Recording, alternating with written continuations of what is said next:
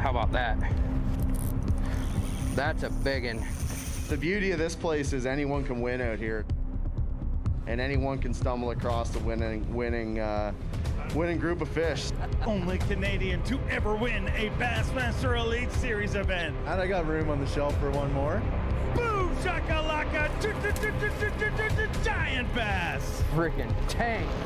John Cox is leading the YETI Bassmaster Elite at Lake St. Clair.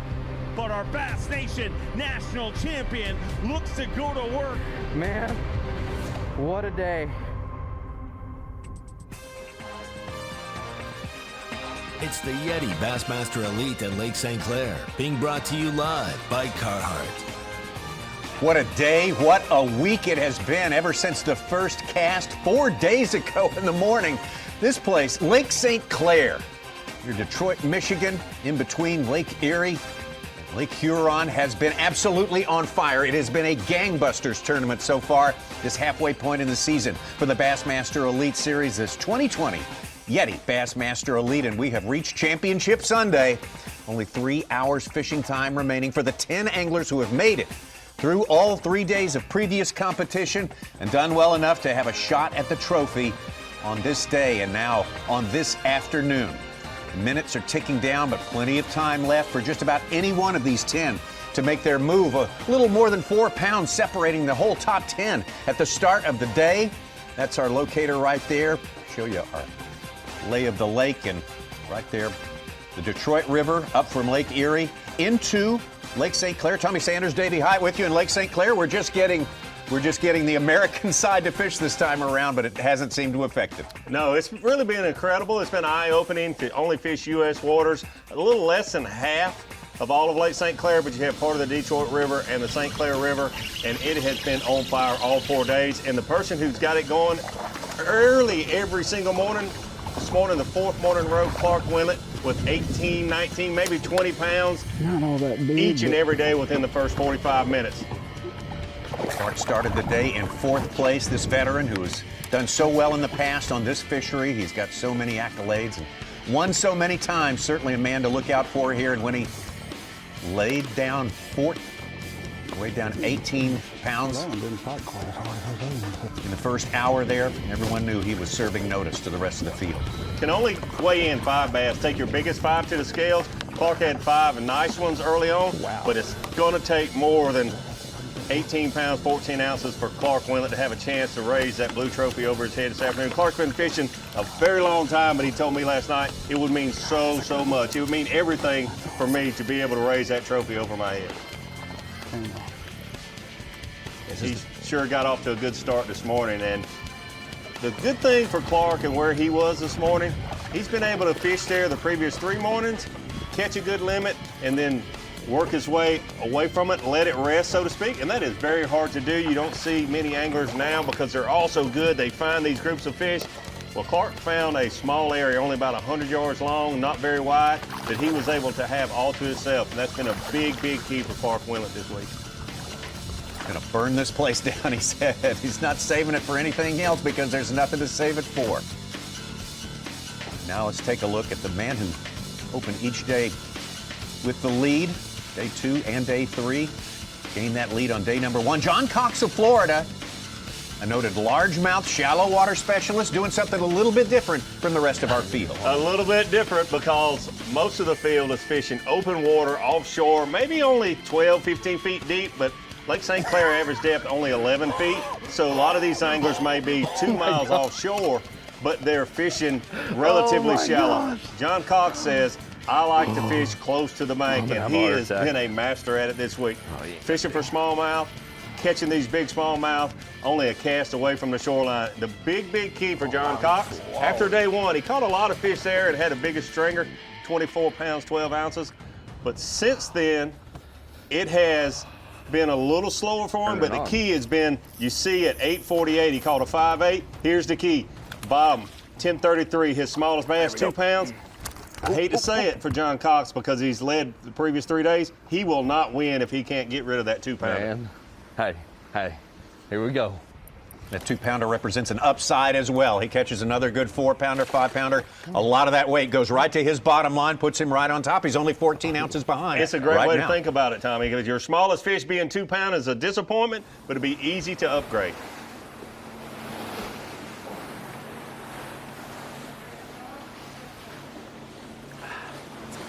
It's pretty rough.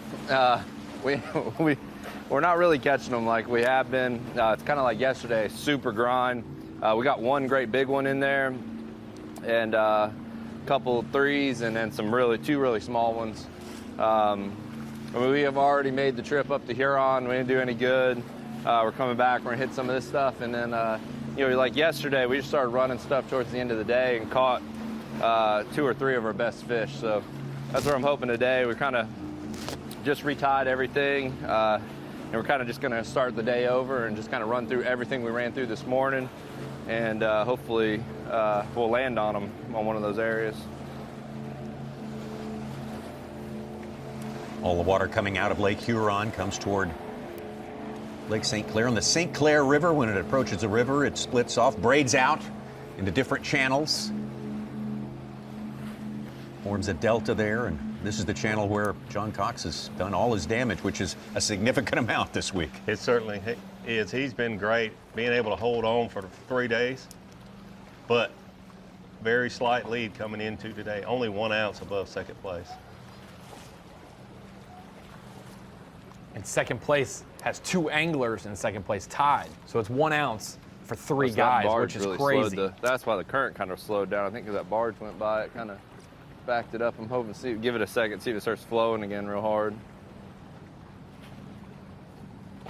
You notice the rough water there. It's not because of the wind, it's because of the recreational traffic and the barge traffic. Well, it's been a sensational week for John Cox. First year fishing with the Bassmaster Elite Series, but a very accomplished angler with a lot of wins under his belt. This was yesterday when he knocked out 20 pounds and 12 ounces to maintain that lead by 1 ounce. Big key there. One of those fish, 5 pounds, 11 ounces. One of the biggest moves of the day involves this man from Alabama. Looking at him right there, Bill Weidler started the day in 8th place, had a fantastic day number 3 in order to gain the top 10. He had a great day number 3, but he had about a 1 hour flurry there on day 3 where he only caught 4 or 5 bass, which we saw some other anglers catch more numbers than that. But all 4 of those fish went to the weigh-in stage for Dave Mercer. 4, 4.5, even one very close to 5 pounds. I think it was this one right here. There we go. Thank you, Lord. His smallest fish, 3 pounds, one that he will need to get rid of. I think the winner will not be able to have a 3-pound fish in his 5-fish limit and be able to win. It'd be great to have a 5, a couple 5s to take away the, that smaller fish, equal it out. But it's so hard to catch a 5-pounder. You see here with Bill Weidler only having 1 5 even. That's good, but he needs to get rid of that 3-pounder with a 4 and give him a lot better chance to win. Here on St. Clair, the 4-pounders are the gold standard. 5-pounders are game changers. Get you out now, live to Bill Weidler. Yeah, I mean, I'm still out here on my primary area. I did get a 5 and 1 over 4 on it and another one close to 4. I just need a little bit of wind to pick up. I think it'll help these fish along. I'm thinking about maybe running right over here to another spot that I had and seeing if there's anything. I'm not seeing a lot of activity right now, so we just might have to make some adjustments this afternoon, but we're gonna keep grinding it out here. I'm not gonna give up until the last second when we come in. John Cox on the left there. You see Bill Weidler on the right, John Cox on the left. John Cox basically throwing to these walls along the shoreline, using the shade as an ambush point. You'll see as you get a little closer to the little edges of shade, and that's what John Cox is targeting. Bill Weidler using his electronics 100%, not even making a cast, not even making a pitch until he actually sees a smallmouth bass on his graph. Bill Weidler at one point today, especially on the strength of that 5-pounder he caught earlier, climbing all the way up to 3rd place, but he's back down in 6th now. I feel like I feel like I'm burning this area. 3rd place now occupied by the veteran, former Bassmaster Classic champ, world champion, and former Angler of the Year, Oregon's Yelas. Doing something different from everyone else. Is a little bit old school, baby. It really is, and Yelas has been fishing quite a while. It's so neat to have the group that we have in our final 10 today. You've got rookies, we've got veterans, we've got people, you know, anglers from Canada, from Japan. Yelas, been around a long time, loves to power fish shallow for these smallmouth. Got a good one on here.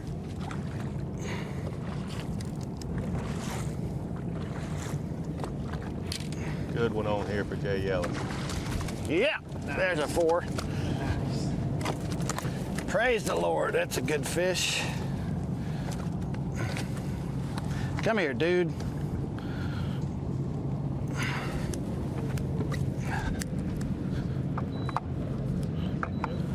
Yeah, that'll call. See, now right here is the spot. I don't think I've put my chatterbait right on this area all week, and it paid off. I think that's what it's all about now, is just trying to find fish that haven't seen my chatterbait, because when they see it, they eat it.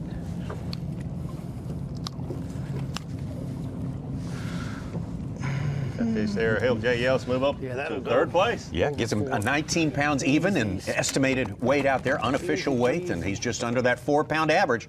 You get to there, and that's the base you have to build on. As you say, Davey, you're going to have to come with one giant if you want to put your hands on that trophy at the end of the day. You're exactly right, Tommy. I'll have to admit, I love fishing this way, power fishing shallow like Jay's doing. I didn't think he had a chance to win doing this, but he certainly does. We're in the afternoon of the final day, and he's moved up to 3rd place. At 19 pounds, he's got the biggest bag on the day. He started 2 pounds, 2 ounces out of the lead. He's within 1 pound of the lead right now. He was sort of asked this morning, why the chatterbait? He said, well, they bite it everywhere else, and they haven't seen it here. I know they'll bite it. Makes sense to me. Yeah, all right, so I just caught my biggest fish of the day about 5 minutes ago, a 4.5 pounder. So that got me up to about 19. And yeah, it's like a carbon copy of yesterday. I think yesterday I had 19 at noon, and I think the second day also. The second day I caught a 4.5 and 5 in the last hour. So that's kind of what I need. I need like a 5 and a 6 here to have a shot to win the tournament. And but I'm catching a lot of fish again today, chatterbait, throwing the spinnerbait a little bit. But what I'm trying to do now is just not fish my waypoints. I've been hitting them so hard for 4 days. I'm fishing around my waypoints, but I'm trying to show my baits to fish that haven't seen my bait all week. It's a huge area here. I'm gonna guess it's like 200 acres. It's a flat of 200 acres, and there's fish basically all over the thing, here and there. There are certain select areas that they kind of congregate in, where the grass is, and that's where I've been concentrating, but I've been working those areas so hard for 4 days that I've got to start looking around and for fish that haven't seen my bait yet. So I was pretty excited. That 4.5 I just caught was not on one of my waypoints. So I know there's some other 4.5s out here or bigger that aren't on my waypoints. They haven't seen my chatterbait yet this week. Yelas right there, very telling remark. He said, hey, if I could get another 4.5 and a 5. He doesn't know. None of these guys know what the others have, but they have this uncanny sense of knowing just exactly what it's going to take to have a true shot at a win. By the end of the day, Clark Wendlandt still got that lead with 14-ounce advantage over John Cox and a lone single pound ahead of Yelas. A lot of dangerous characters in this top 10, pretty much all of them, with this much time to fish. Absolutely, and look out for Chris Johnson, Cory Johnston, because in the afternoon, they've been catching a lot of fish. We'll see that when we come right back. The YETI Bassmaster Elite at Lake St. Clair is being brought to you live by Carhartt.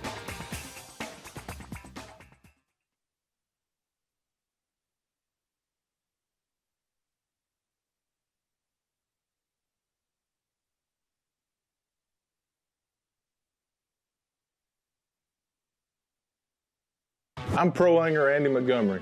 I've been making my living with Strike King products for a long time.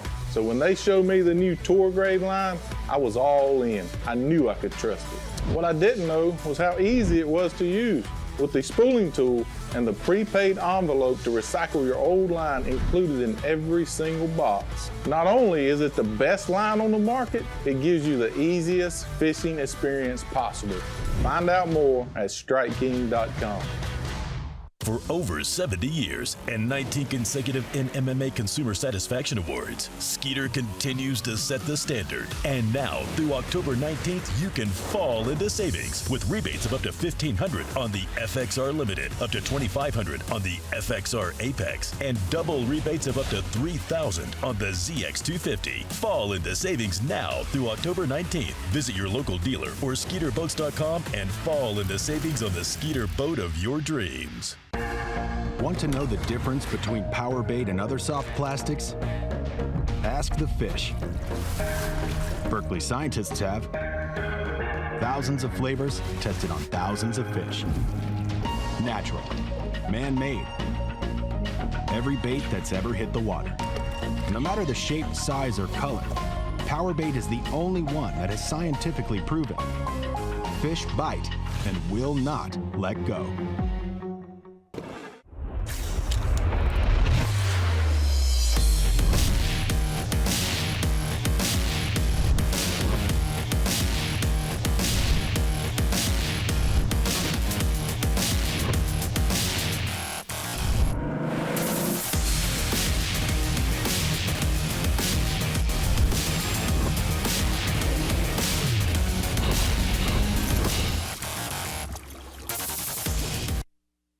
You're watching the YETI Bassmaster Elite at Lake St. Clair, being brought to you live by Carhartt.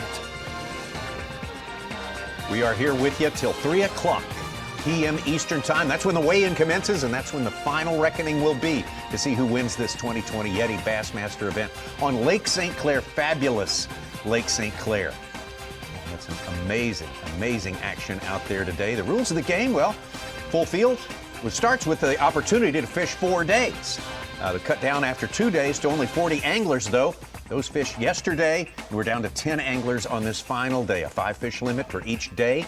Get about 8 hours of fishing today, and the heaviest 4-day total, the aggregate amount, is going to be your winner. It could be very, very close. I tell you what, just write it down. Expect it to be ounces that decide first from second place. Take you right out now to our leader since really first thing this morning. Good, solid, limited bag quickly for the veteran Clark Wendlandt. This place has paid off each and every day. Last of the day, we struggled a little bit.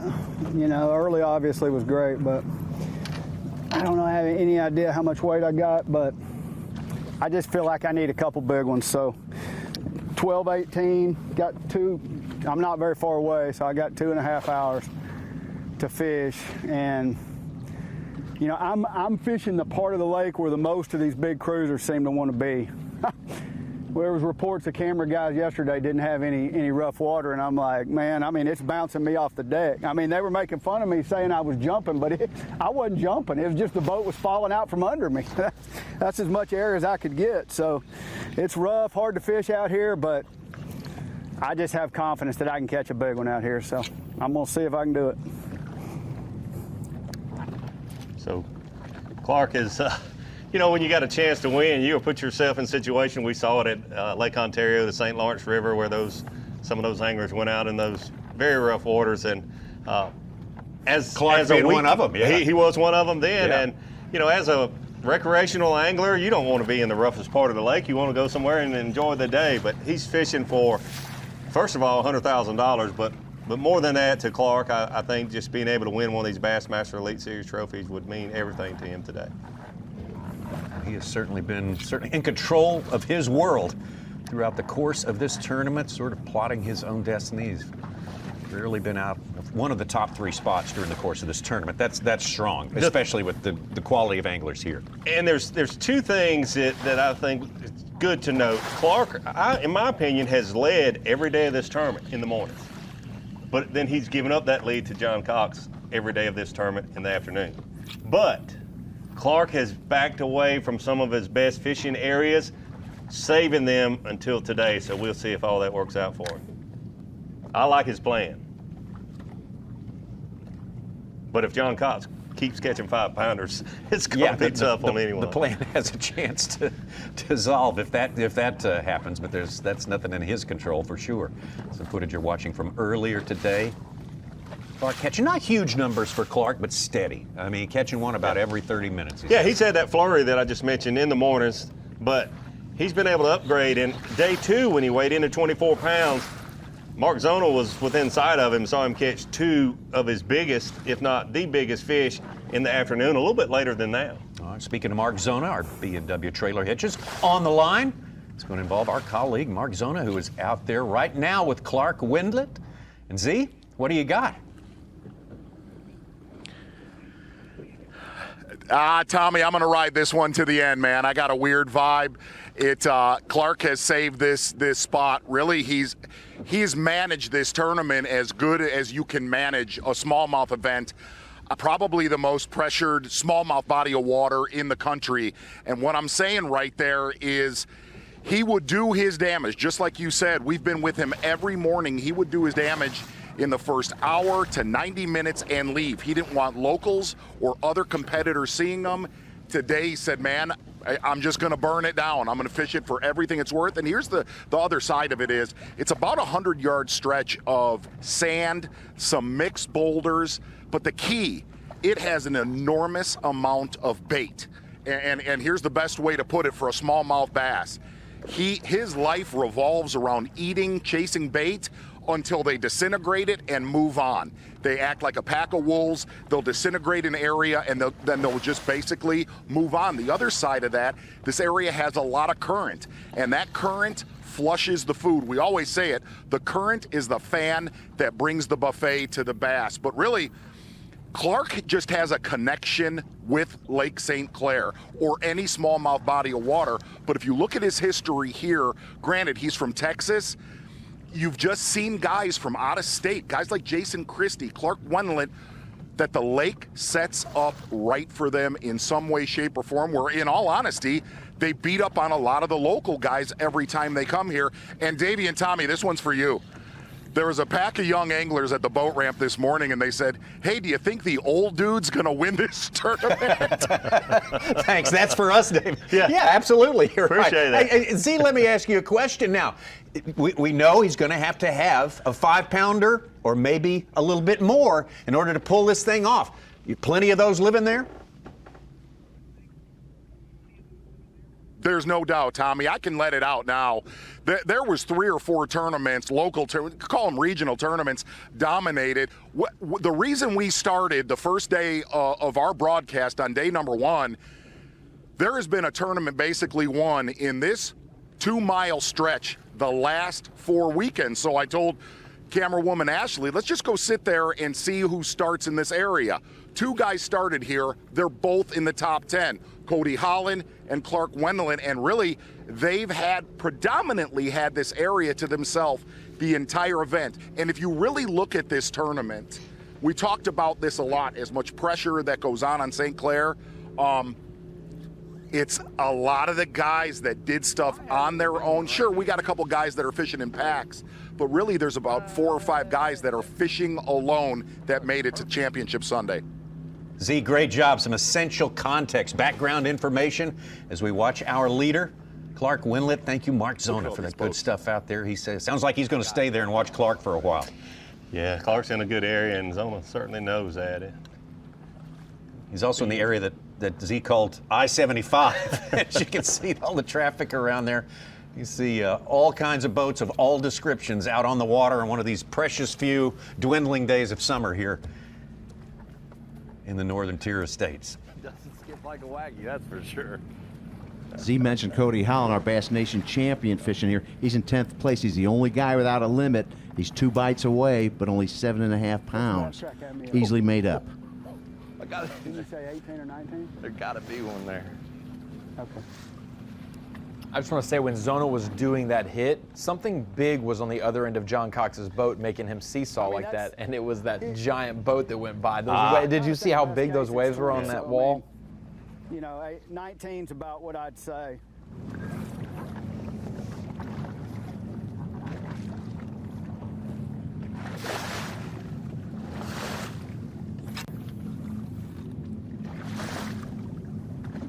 Two anglers you really need to be concerned about if you're in this top 10 are brothers. One is Cory Johnston, one is this man, Chris Johnston, who just weeks ago became the first Canadian to ever win a Bassmaster Elite Series event. Let's take a look at some of his catches through the day.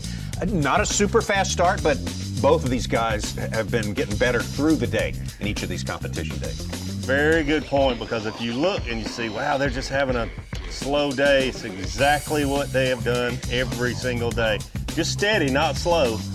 But then in the afternoon, from about 1 o'clock until 3 p.m. check-in, they catch fish after fish after fish. And a lot of it, they have said, is they're using their electronics to locate these fish. And when the sun gets up high in the sky, then those fish come up off the bottom and they can see them a whole lot better. Here, you look at his catch, smallest fish being 3 pounds, 8 ounces. 3.5, yeah. He's got to get rid of that fish. You see that smallest fish. We love to look at those bigger ones. Those are ones that are going to make the trip to weigh in with Dave Mercer. You can't go in there with a 3.5 pounder. Good solid fish here. They're catching, Chris and Cory probably both caught 40 to 50 bass each yesterday, and most of them in the afternoon. Not small ones. Average size was probably between 3 and 3.5 pounds. We mentioned he made a little history here in the world of bass fishing, big time history, as a matter of fact, just a few weeks ago on the Wild and Woolies. Lake Ontario, connected to the St. Lawrence River. What a great tournament it was there. Chris Johnston, Paul Mueller, the two anglers who separated themselves from the pack by a long shot, and it was a duel, a shootout on the water. Boy, this Lake Ontario experience really paid off. Oh, it really, really did. They have a lot of experience up there. Consider it their home waters, only able to fish the U.S. side there on the St. Lawrence River, Lake Ontario. It's so many huge, large fish being caught by both of these Johnstons. Chris Johnston has made a steady run, incrementally up the leaderboard, position by position, as has his brother. There's his brother right there, Cory Johnston, the older brother.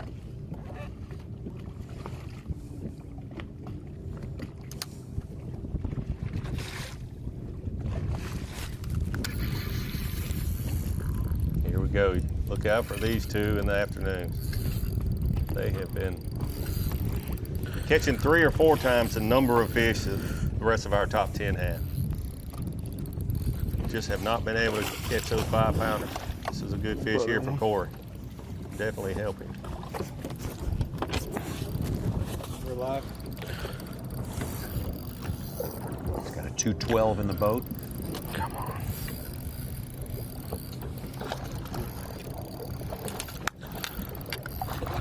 Camera. Sorry. You're good.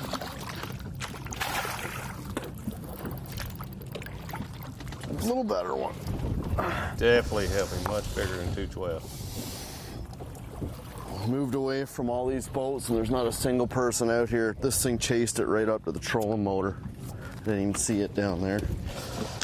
Just got to get away from these boats and hope we get lucky here. I think that might be a pound. Maybe closer to a pound. Right. I'm gonna say that fish is 3.5, 3 3/4. Yeah, he started the day 1 ounce out of the lead. He's 1.6 right now. Pound He will be should be so in second crucial place. in this tournament. Oh my God. 1 pound is like gold. Oh boy, it is going to come down to it. We keep saying that, and it's looking more like it's a true statement too.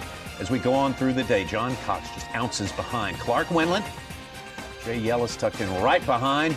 And look out for the Johnston brothers. Like you say, Davey, they get stronger in the afternoon, and it looks like that may be cranking up, and it's going to happen again. Afternoon is their time. Boy, this is your time if you're a bass fishing fan. We have got a barn burner going on St. Clair. The YETI Bassmaster Elite at Lake St. Clair is being brought to you live by Carhartt.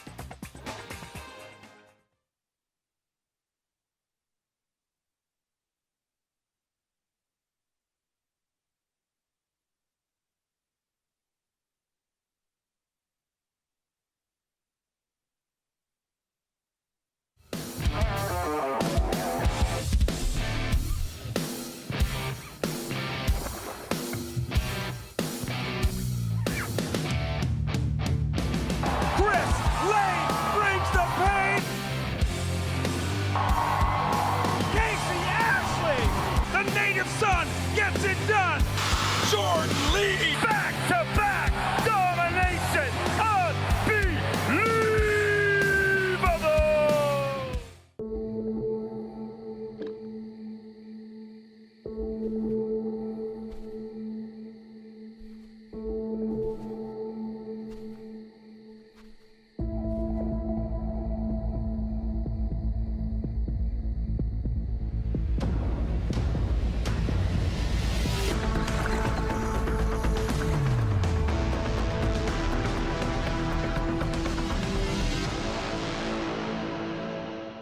For over 70 years and 19 consecutive NMMA Consumer Satisfaction Awards, Skeeter continues to set the standard. And now, through October 19th, you can fall into savings with rebates of up to $1,500 on the FXR Limited, up to $2,500 on the FXR Apex, and double rebates of up to $3,000 on the ZX250. Fall into savings now through October 19th. Visit your local dealer or SkeeterBoats.com and fall into savings on the Skeeter boat of your dreams.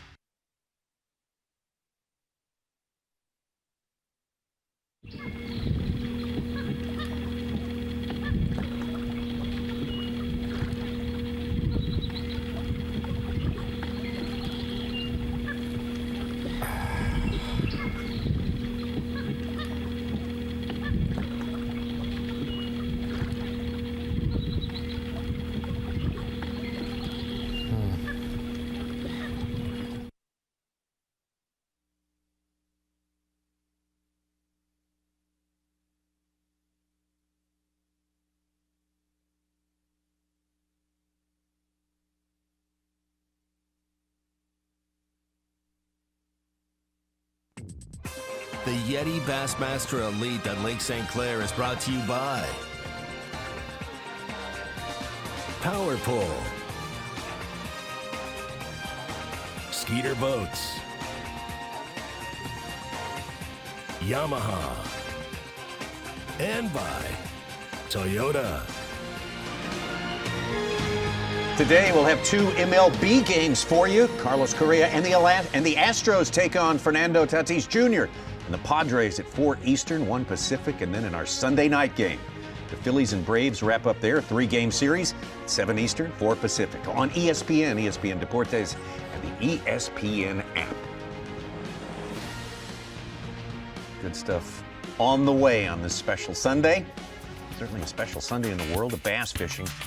One of the few regular season tournaments. But we're going to get all 9 of them in this year. That is the plan.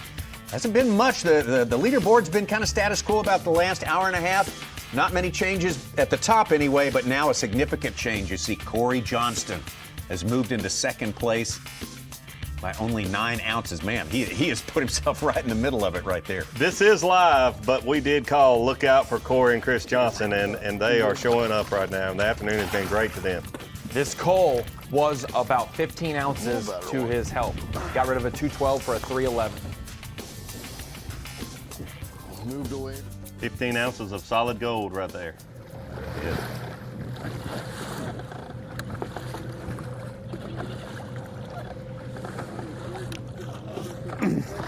It's been a slow day so far. Missed probably 7 or 8 fish today. They're just not biting good. You just drop on them, they eat it. You set the hook and you get weight on them, and that's it. And I know a couple of them were big ones, but the area I fished yesterday, it's got a lot of boats around it, camera boats, pressure from locals, and they're really, really hard to catch.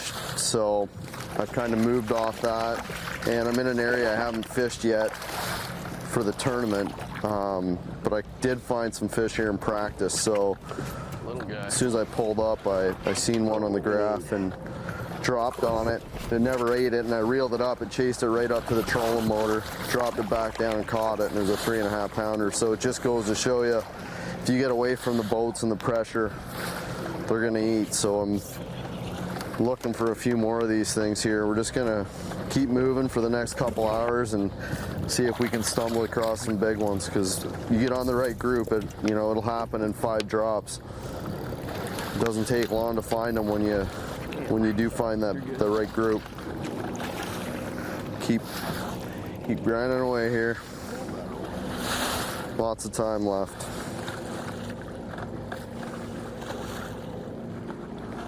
Cory Johnston feeling good about that move he made there. He's right, they have been kind of fishing in the crowd comparatively to a lot of our anglers. They have, the first 2 days of competition, they had 85 anglers, and there were a number of them in this one area. Eat it. Eat it. Cory's looking for these fish with his graph and unbelievable, making casts to them, but I like what he's doing, getting away from that pressured area. He says slower. He's averaging 3.5 pounds today. Yesterday he averaged 4.5 pounds of fish to get 23-1. His second biggest bag of the day yesterday.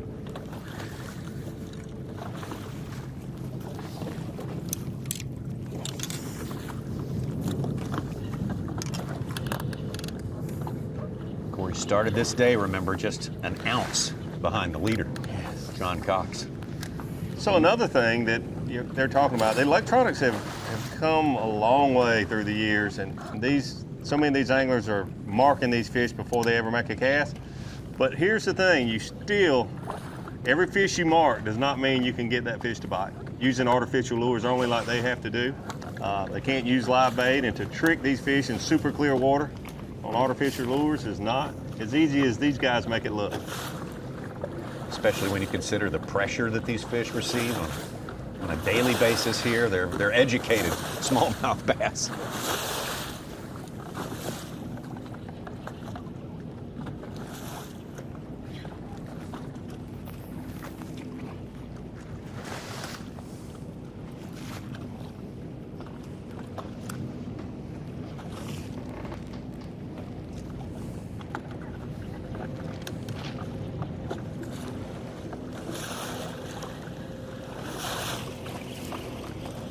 This is great, watching first and second place live.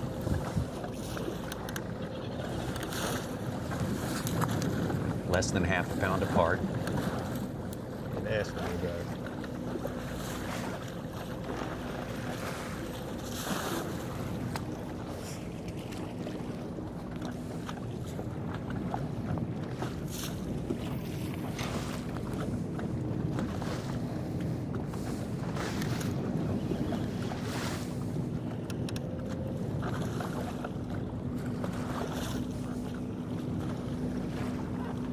Right now we're watching first and second place, and they're in different areas, but doing the exact same thing. They're out in open water, using their electronics, using their trolling motors to move their boat around, and just looking for these smallmouth bass to make casts to you. If you watch them, they're looking down at their electronics a lot more than they're looking forward. They look down, trying to find one of these smallmouth and to make a cast to. Basically got a sonar going 360 degrees around the boat for the most part, looking in all directions and just moving the boat, trying to come across a smallmouth, but more importantly, one of those 5-pound smallmouth. The vast majority of our tournaments, you will see anglers concentrating on actual points or laydowns or current breaks and things like that. These things are not as obvious here because they don't exist in large part here on this flat bowl. It's this huge, flat, natural lake here. Yeah, if you've never been to Lake St. Clair, average depth only 11 feet and basically featureless. It does have some vegetation, sandgrass, cabbage, a few boulders, but on the U.S. side especially, just like you said, Tommy, a big flat plate that doesn't even go very deep. Again, Clark Wendlandt on the left with just a 7-ounce advantage over Cory Johnston. Cory Johnston, who started the day only 1 ounce behind, has now regained a lot of that position there. Boy, these guys, you think as bountiful as a smallmouth have appeared to be throughout, and they have been throughout this tournament, that the average guy can go out there and catch them like that. No, these guys are making it happen. They definitely are, and it doesn't surprise me to see Clark leading, but it doesn't surprise me to see Cory Johnston cutting that lead away. It's going to be so interesting this afternoon. So glad you're with us. Davey, Tommy here in the Bassmaster Studios, and Ronnie right over there at the screen of knowledge. Ron Moore, we're going to let you have it. I wanted to talk about Rapala Bassmaster Fantasy Fishing, but also the diversity in our top 10. We have 2 anglers from Canada, 2 from Oregon, 1 from Japan, 2 from North Carolina. They're all over the map. Florida, Texas, Alabama, all represented as well. So a diverse top 10. And I wanted to give kudos to 2 of those guys fishing today. The one, Cory Johnston, just put his name in the conversation right in the top 3 with that last fish catch.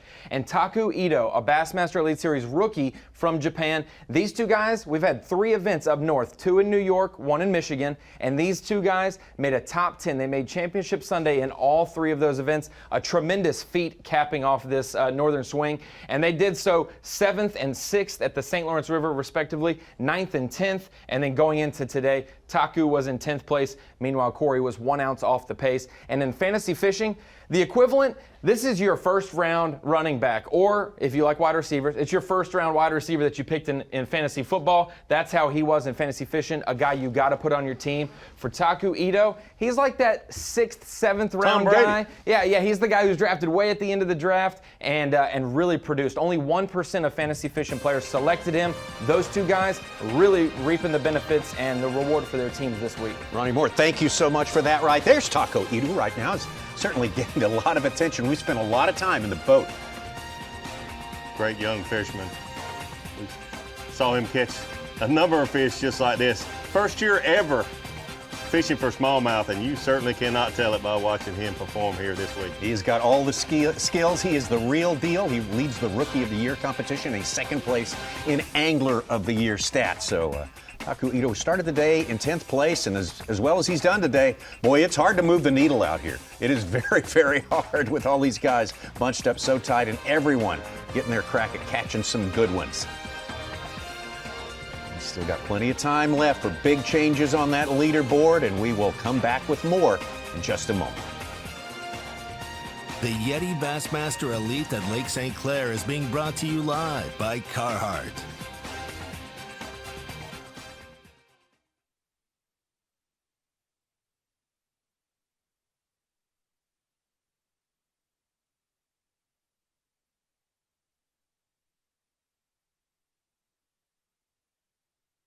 I'm pro angler Andy Montgomery. I've been making my living with Strike King products for a long time. So when they showed me the new tour grade line, I was all in. I knew I could trust it. What I didn't know was how easy it was to use. With the spooling tool and the prepaid envelope to recycle your old line included in every single box. Not only is it the best line on the market, it gives you the easiest fishing experience possible. Find out more at StrikeKing.com. Born in Japan, Sunline has over a 40-year history of making the best fishing lines. With 10% of the company's employees focusing on research and development, Sunline is driven to offer the widest selection of bass fishing lines in the U.S. market. Sunline's fluorocarbon, nylon, and braided lines are made to the strictest Japanese tolerances, incorporating exclusive patented technology like plasma rise. Sunline provides the strength to guarantee your confidence. Want to know the difference between power bait and other soft plastics? Ask the fish. Berkeley scientists have thousands of flavors tested on thousands of fish. Natural, man-made, every bait that's ever hit the water. No matter the shape, size, or color, power bait is the only one that is scientifically proven. Fish bite and will not let go.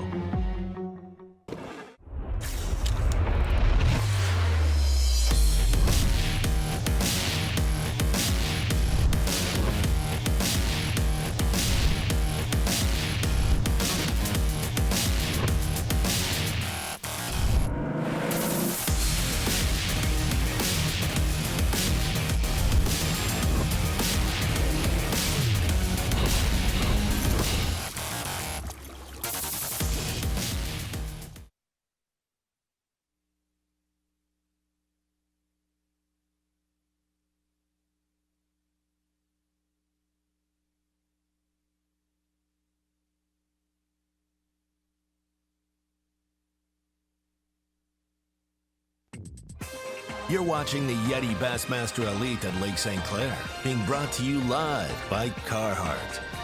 Final day, Championship Sunday on that incredible fishery right there, Lake St. Clair and the connecting waterways. Our next event, it takes place at the end of September. into the first week of October, and we will return to the scene of the World Championship earlier this year. Fantastic Lake Guntersville. Much like St. Clair, it takes a lot of pressure and continually, dependably kicks them out. Well, we award several awards during the course of a day. Kind of decided here at this desk by my colleague here. And Davey, who do you think about for our Mercury move of the day? Well, it's got to be this guy, Cory Johnston. He kind of fell back this morning. Started the day, let's say this, started the day only an ounce back, tied for second and third place. But then he just fell down the leaderboard. But we expected big things. We expected a Mercury move of the day from Cory Johnston, and just about 15 or 20 minutes ago, he got my vote for Mercury move of the day. Catching a fish that helped him pound. He had about a 212 in there and caught one that weighed 311. That's the kind of moves that Cory Johnston will have to continue to make this afternoon to have a chance to win this event. You see those graphics right there. Each one of those represents Cory Johnston's fish catches for today. Got a timestamp on each and every one of those, and they see the earlier fish catches out there, and made himself a move, and that's where he kind of really went to work and engineered this move. And if you notice that they're in little clusters, this is a huge lake, over 500 square miles. They can fish the U.S. side only, so which is probably around 200 square miles. A lot of fishable water. These smallmouth bass get in certain areas, and it's a key to find those areas and spend your time where there are groups of these smallmouth bass, and Cory Johnston has found 2 of them today.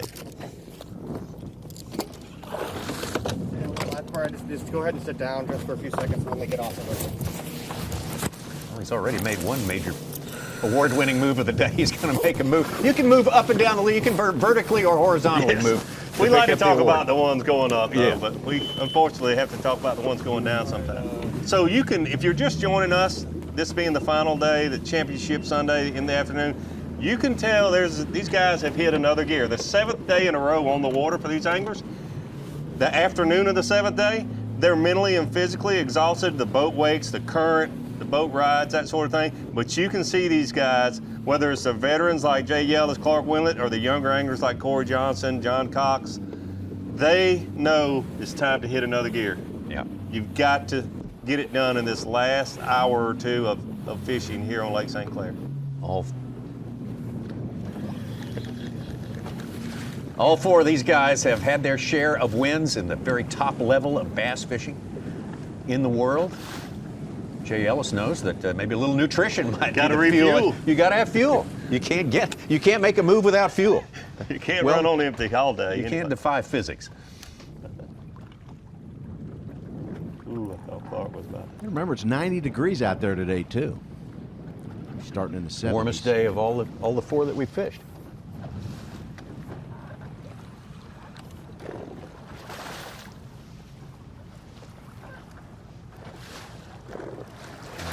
A little retying here, reconfiguring. Clark spreading his base there. Yeah, you got that. He doesn't normally stand like that. No, you have to in those waves. Yeah, these are not wind-driven swells here. These are all boat-driven. Big day on the water in the big metropolitan area. Beautiful lake like this, you know, it's going to be a crowd on a gorgeous, perfect Sunday.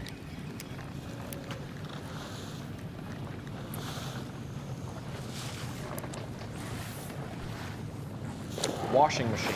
That's the terminology to describe what that's like, because with it being a complete circle bowl, the waves and wind come from all different directions, and it just, you don't know which, they're never consistent.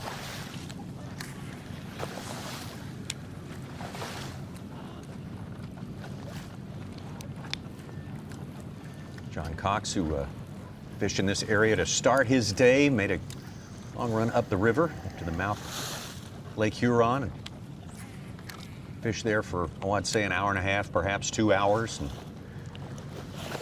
pulled the plug on that and came back down to the place that has paid for him all through this tournament. He's been our daily leader, day 1, 2, and 3, but we've been watching him the last few days. He's fishing the same areas over and over, and sometimes that'll catch up with you. Ooh, got it.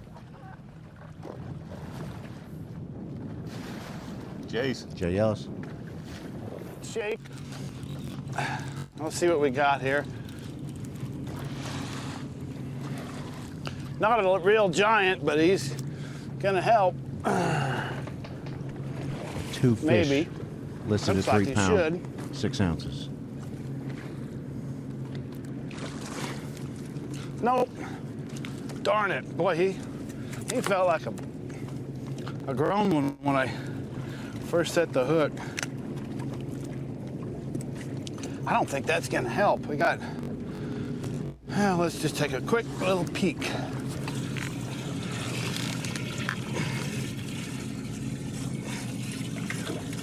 This is the act of culling. You catch 5, you have to get rid of 1. You can only keep 5 at one time. That's the max, and so he's finding to see if 1 is smaller and he can trade him out, release this one back into Lake St. Clair.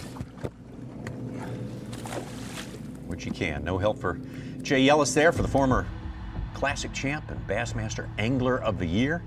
Remember, he's only a pound out of the lead as it stands right now.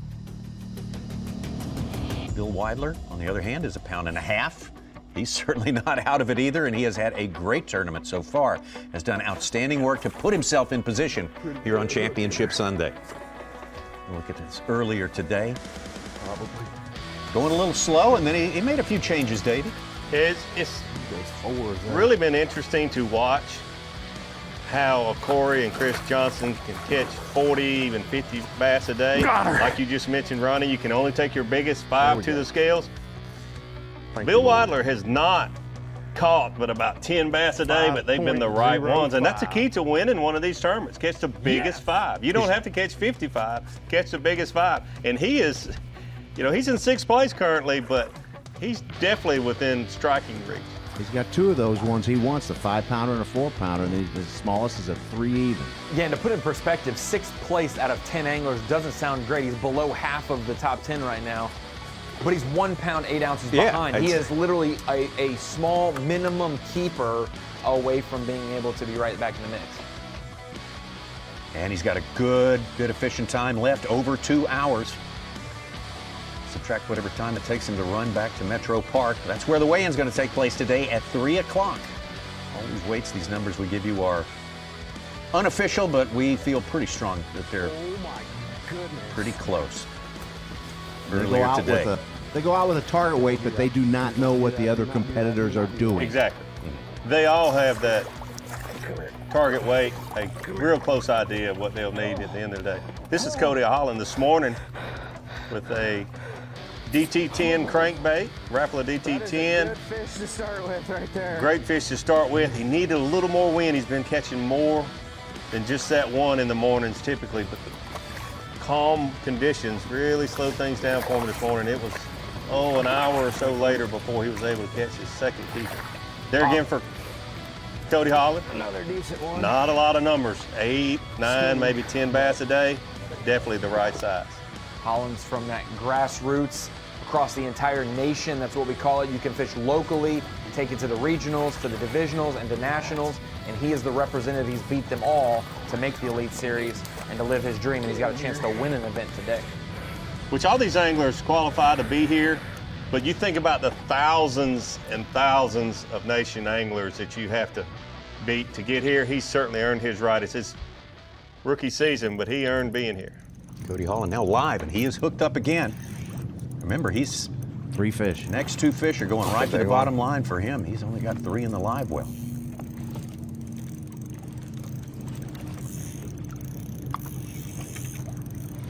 Looking way different than his profile picture. Do I stick it out here and try to get one more bite? I guess I shouldn't count my eggs too quick. I mean, it's taken forever to get 5 bites here, and you know, I've spent about as much time here as I spent on my starting spot, and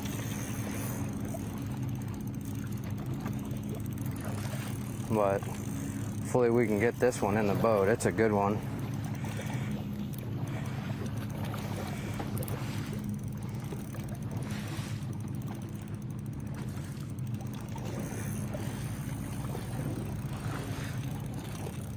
Again, having 3 fish in the boat is a good and a bad thing.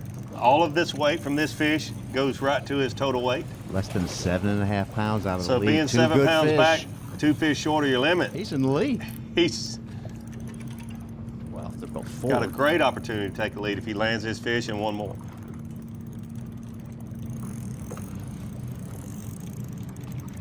He had our big bag yesterday, 23 pounds, 6 ounces.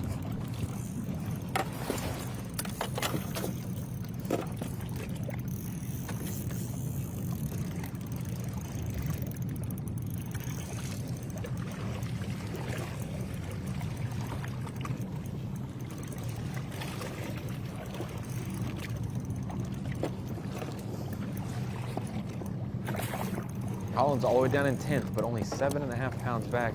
Like we've mentioned, these next 2 fish for him will go straight to his total. He only needs an 18, maybe 18.5 pound bag to be right there at the top of the leaderboard again. And that's been the smallest bag by far that he would have caught this week. So very doable for that top 10 to flip around real quick. Taking his time there. You do not want to lose a fish on this day or any day. The bites have been slow for him. Those are the Definitely kind that we don't. want. That is for sure.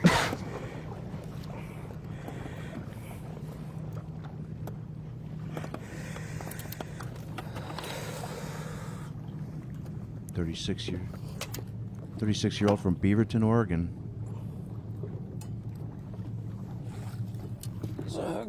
Slow and steady, but a good move for Cody Holland. Show you quickly something. Just moments ago, as Cory Johnston, just ounces behind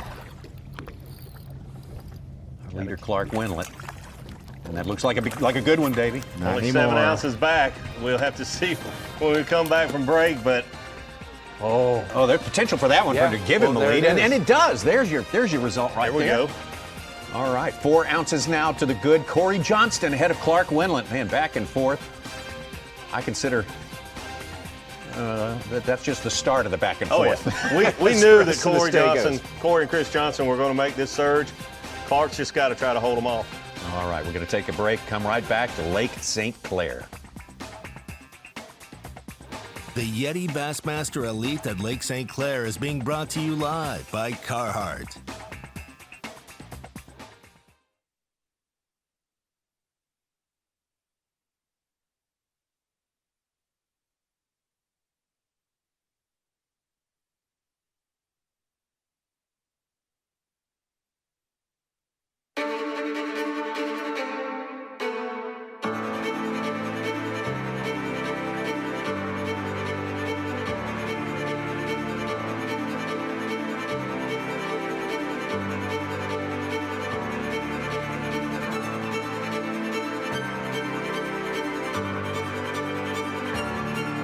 You don't know their names yet,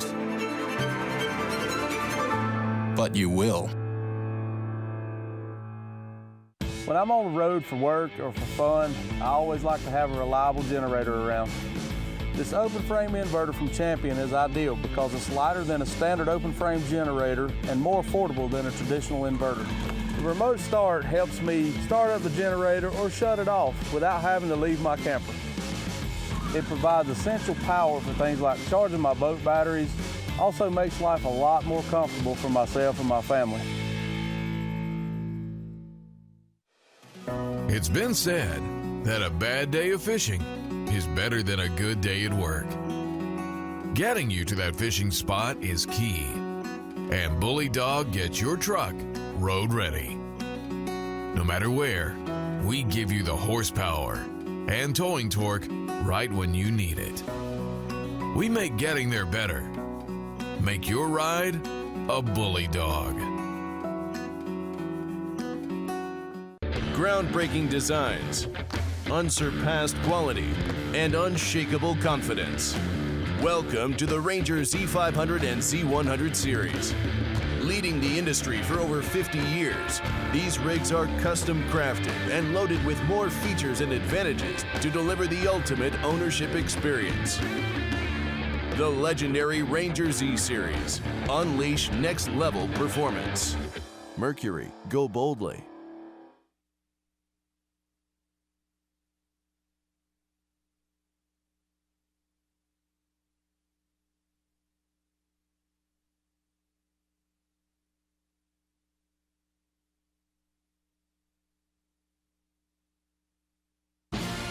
You're watching the YETI Bassmaster Elite at Lake St. Clair, being brought to you live by Carhartt. Tomorrow, Monday Night Baseball on ESPN and the ESPN app. The Rockies and Diamondbacks start a 4-game series in the desert. Charlie Blackmon continues his quest to hit over 400 in the 60-game season. 9:30 Eastern, 6:30 Pacific time. We have got some Sunday afternoon bass fishing. Championship Sunday for you right here, coming live from Lake St. Clair, in between two Great Lakes, Lake Huron and Lake Erie. All that water has to pass through this lake, Lake St. Clair. That's why there's so much current here. And current brings food, and food brings big bass. And in this case, it's big smallmouth that are the main attraction. And we just saw a big move at the top of the leaderboard. Clark Wendlandt has held down that top spot all day long. Cory Johnston just caught the fish. He was just a few ounces down, caught the fish that allowed him the upgrade, the cull, enough to take over the lead. 5 ounces now ahead of Clark Wendlandt. Back out to Cody Holland. We just saw him catch his 4th fish a little while ago. It's taken him all day to get that limit in the boat. It's been slow for me today, and I had a feeling that it may be. We're grinding it out. I lost one. Lost 2. Lost one that I didn't even want to weigh in. It was probably 2 pounds. That's, you know, no sweat off my back, but we had another bite, and I wasn't paying attention, and the line was wrapped around the tip of the rod, and we set the hook and thought we got a good enough hook set, and for whatever reason, it just pulled off, and as I was trying to get the line unwrapped, because I couldn't even hardly reel. So, but I mean, we got 4 decent ones in there. We need one more good one, and you know, we're not going to win with what we got, but we may finish, you know, we may drop a few spots, but who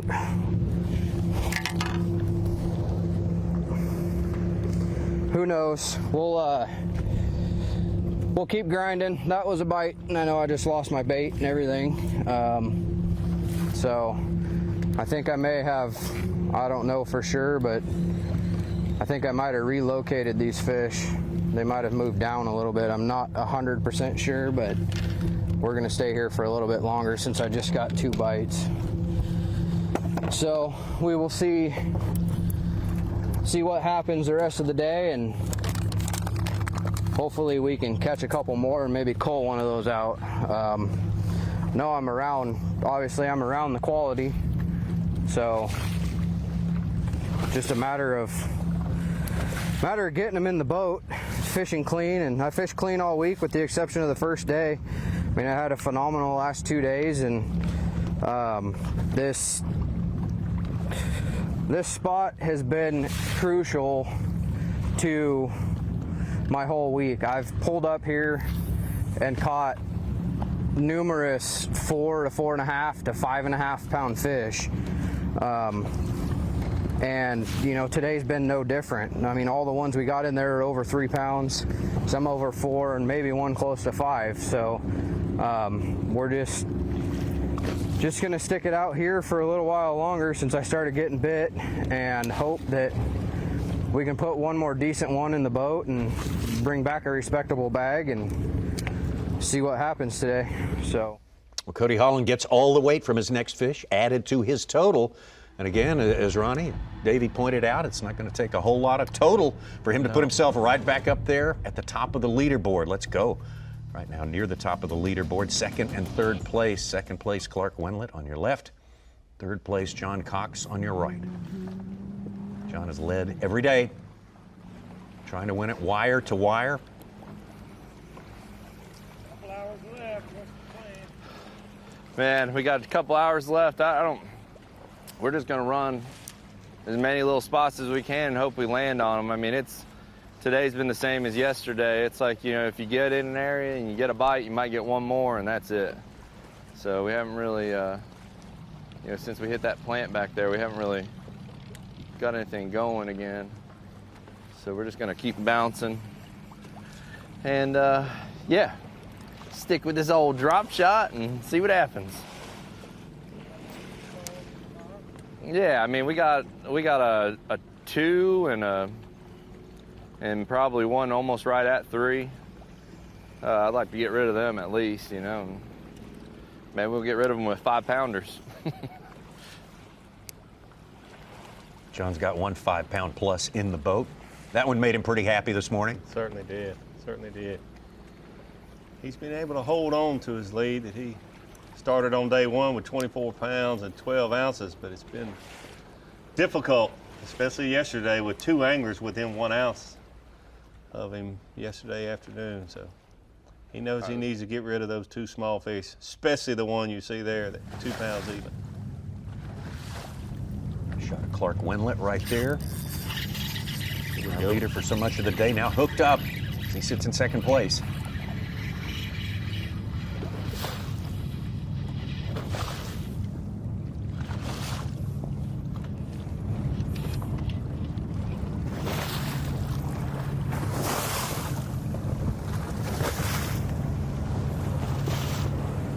It's only 4 ounces, fell back 4 ounces behind Cory Johnston, unofficially.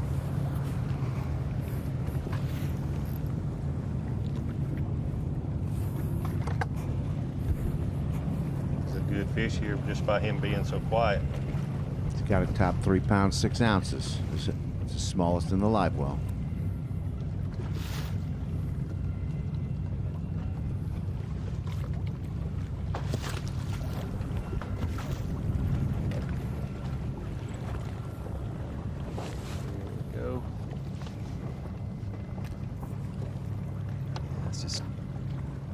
Remote spot out there in the middle. I don't think he's big enough to help me. Doesn't think it's going to help him, but it's so important just to, even though the surface is a little rough, every fish right now by about 5 of these anglers, so important, could put any one of them in the lead. Yeah, you can't misplace an ounce out there today, not at all. Not going to do it, 3-pounder. Wendlandt tends to utter that in the afternoon, not going to help, multiple times. But the 3 or 4 times he doesn't say that and they do help are the where he's been calling up to his biggest bags of the week. That fish did not help him. Holland's last fish was a 4-pounder. That was fun. Helped him get 311 out of the lead in 9th place.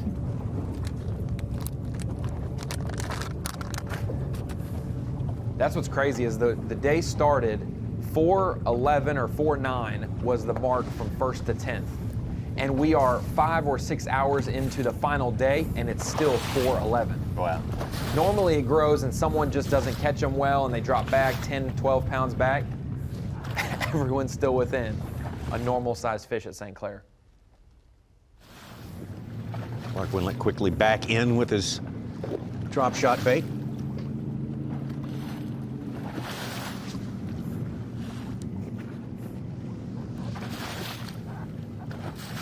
If you're not familiar with Clark, he is a legend in the sport of bass fishing. He's been around so many years, won so many tournaments. Someone who is definitely looked up to, a hero to so many out here. Got another story about that to tell you later, but boy, here's a guy that everyone respects.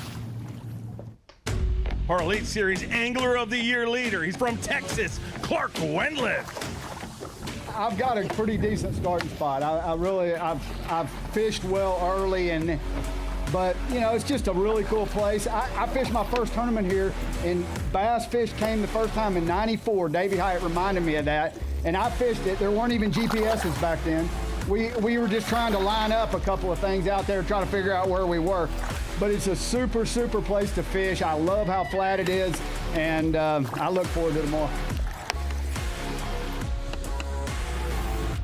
Talk about all those great years that Clark has really uplifted the sport of fishing right there. And there's a story about Clark Wendlandt and John Cox. I can't remember who told it to me, but we'll revisit that when we come back here. It's worth a retelling, that is for sure. Cory Johnston on top, Clark Wendlandt in second place.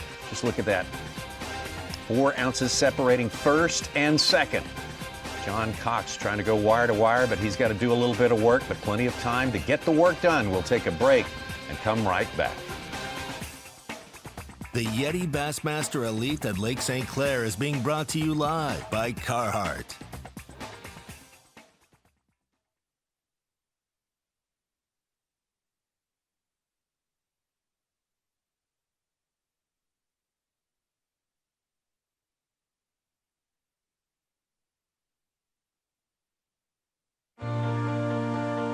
Your time on the water is precious. You return season after season to make unforgettable memories. Fight a few fish, reconnect with friends, and recenter yourself. If you count on having this time, you need an outboard you can count on to power it. That's why boaters stay with Yamaha for the long run, for life. They know reliability starts here.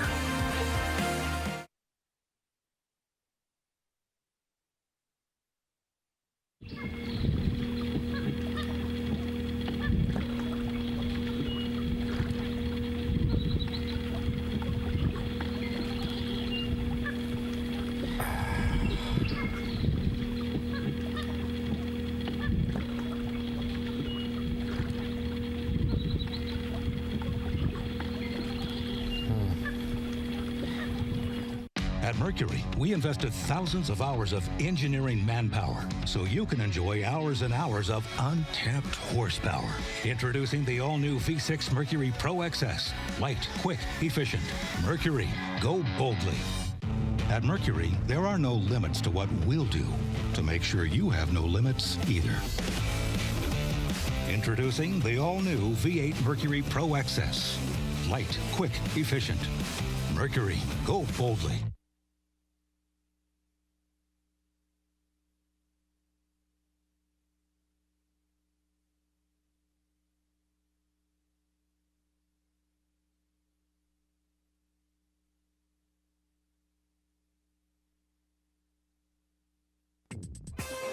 You're watching the YETI Bassmaster Elite at Lake St. Clair, being brought to you live by Carhartt.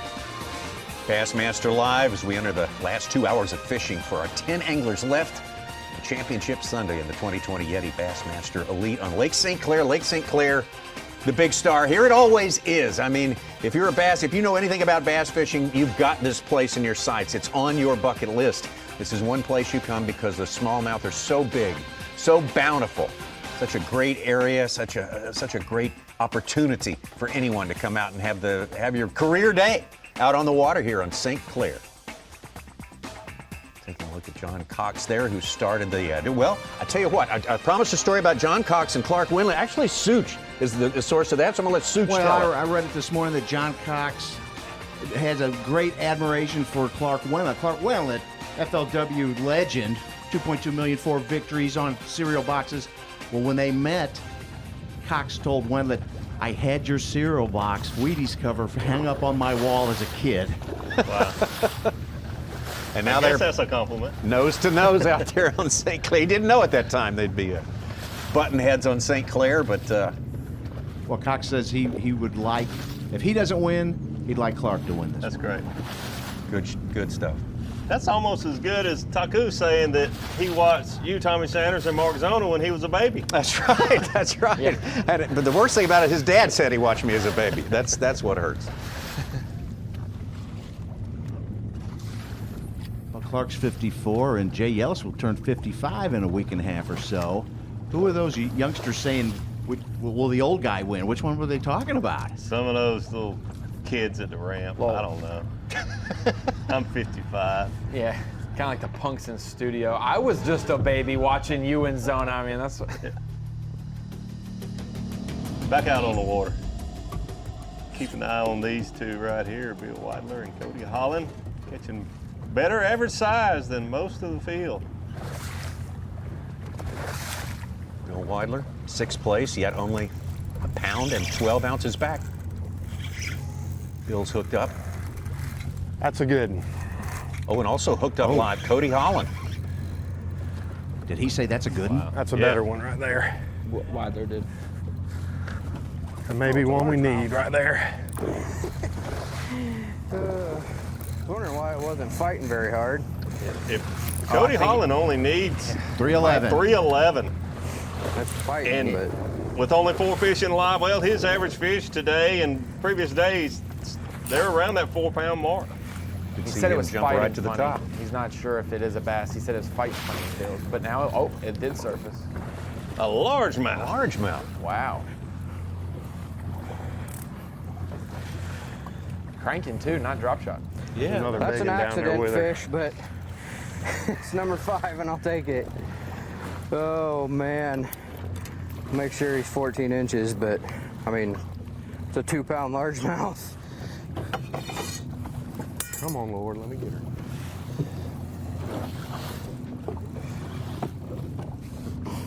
Move him just up under the top 5, right, Such? Yeah, that's number 5.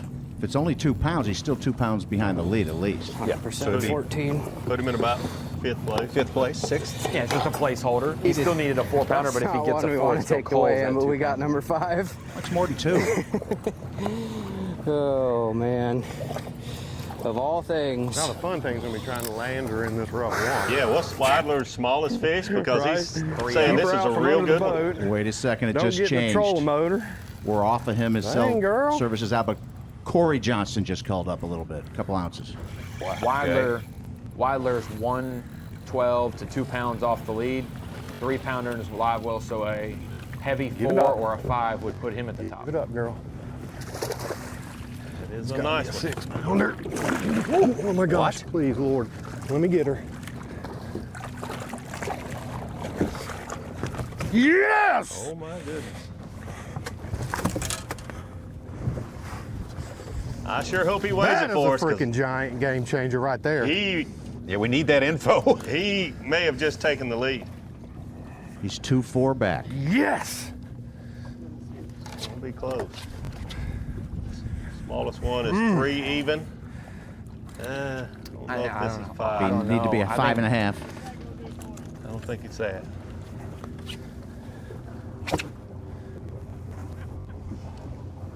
Can't be far off if it is. Second 5-pounder. Yep. 5-pounder. Virtual tie. Out, baby. Number 1. That's how you win Bassmaster Elite tournaments. Replacing 3-pounders with 5-pounders. And coming into today, I thought that the winner would catch a 5-pounder or 2. He's the first one to catch 2 5-pounders. I had 2 6s. Whew. My goodness.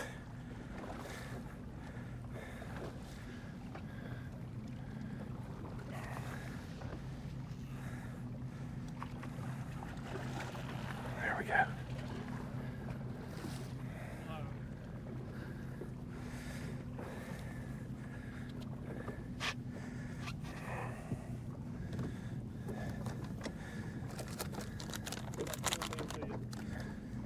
Well, I mean, I was sitting, I think about 19 pounds. That moved me up to about 21 and a half. You know, I need a 6, man. I mean, that's what I need. The 4.5s and 5s are good, but if I want to make a run at this, I got to have a 6-pounder. And that's what I'm trying to get out here. I had 2 in practice, and I haven't had one since I've been out here yet. And I feel like she's gonna give it up, and I'm gonna keep grinding until we gotta come in. But it feels good. I just need another one. I need 2 more of those big 5s, and then a big 6 would be nice on top of that. Come on, wind, blow. Get these fish going. New It is estimations, updated. it is tight. Weidler's a 1/4 pound back. You can see the leaderboard down there on the well. Let's take a full shot of it. That leaderboard is important right now. It always is. But man, the changes we have just seen. Cory Johnston moving up slightly with an upgrade and right by him. On the heels of that, Weidler catching a giant, his second 5+ of the day. They move in just ounces behind. Also ounces behind, Clark Wendlandt, John Cox, Jay Yelas, Chris Johnston, the rest. Not that far behind, but boy, the big action is at the top of the leaderboard now, and it is so tight. All these weights, again. And I'll say again, John Cox is not going away yet. He's fallen back a little bit, but he's been able to regain that lead at the end of the 3 previous days. He's not done catching fish. These guys, the Johnstons, Weidler. He's got a 2-pounder. John Cox does. He mentioned that. 4 2 and pounder then would a be 2 so- and maybe a 3 at tops, but it's listed as 2 3/4. So he's got 2 under 3. Weidler's smallest now is a 3.6. Meanwhile, Cory Johnston's smallest is a 3.9. And Cory doesn't have anything over 4. Like Cory's are all that 3.5 to 3 3/4.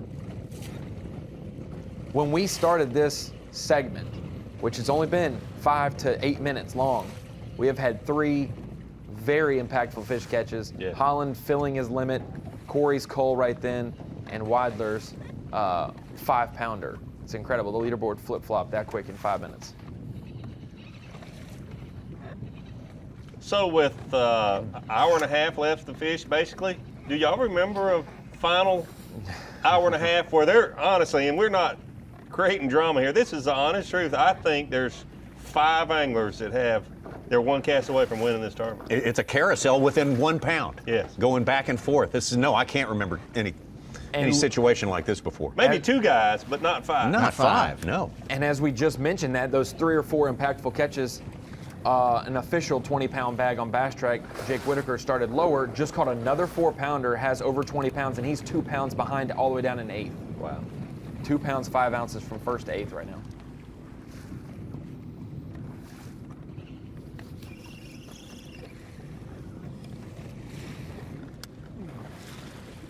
Absolute free-for-all on St. Clair today. Don't forget about John Cox. Don't forget about Jay Yelas.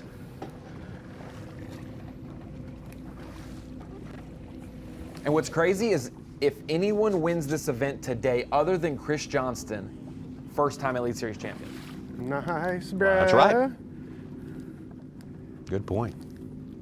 Oh, now Jay Yelas has 5 B.A.S.S. wins. What's in his going career. He's on, tied everybody for second out among there? our active guys, but not elite. We just got done making a pretty good cull with a 5-pounder. Just saw another giant up under the boat.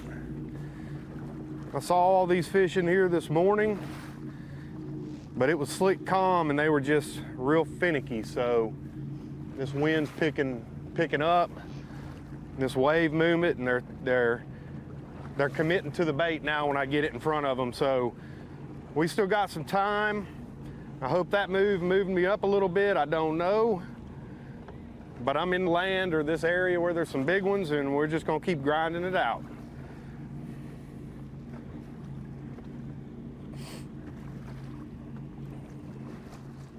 And again, no one knows what anybody else has. But they have an idea. They can smell the what hay. he's going to catch. Every guesstimate I've heard from the water today has been pretty right on. Yes, you're right, Seuss. They don't know exactly, but they know. When the cameraman asks for 3 or 4 updates in an hour, when he hasn't asked the first 2 hours, you know that, hey, I moved up. Or when boats show up or boats leave. John Cox said yesterday all his flotilla left, and he's like, everybody gave up on us, but I'm not giving up, and then he still retained the lead. He caught that 5-10 late. For Weidler, you got to cover the sport the way it is. For the highs and the lows, this has been one of the toughest seasons he's had on the Bassmaster Elite Series up to this point, the first 4 events. If he was to win this event, not only does it help him turn his season around, a career maker and changer. Not only because it's $100,000, but to say that you have that blue trophy, you have accomplished something that, to be honest, in the hundreds and thousands of anglers that fish, not many people have won an Elite Series trophy.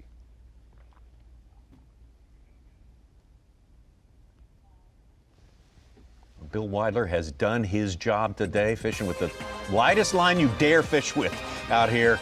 2 5-pounders brought in, everything clean, no lost fish, just perfect. Yeah, he mentioned that this morning, that had a slower start. There again, he's not been catching the numbers of some of these other anglers, but he had a slower start this morning than any other morning. He said, maybe I need to drop down and use 6-pound test.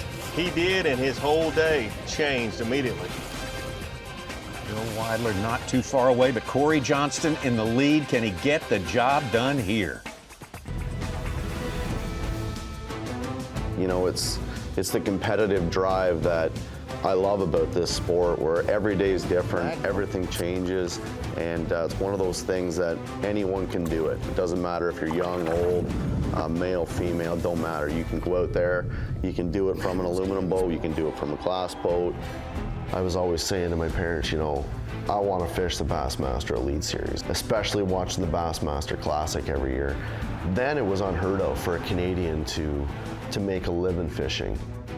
Cory Johnston is leading the YETI Bassmaster Elite at Lake St. Clair. Dream, that's one of the most overused phrases in our culture today, but boy, it sure applies to Cory Johnston.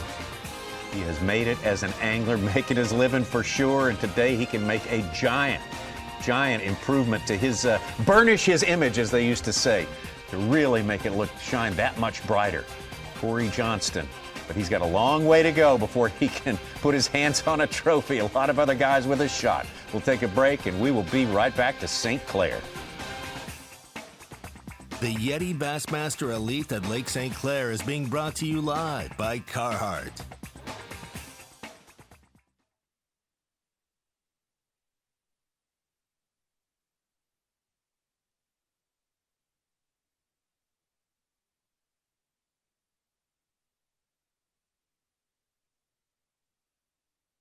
Groundbreaking designs, unsurpassed quality, and unshakable confidence. Welcome to the Ranger Z500 and Z100 series. Leading the industry for over 50 years, these rigs are custom crafted and loaded with more features and advantages to deliver the ultimate ownership experience. The legendary Ranger Z series. Unleash next level performance. Mercury, go boldly.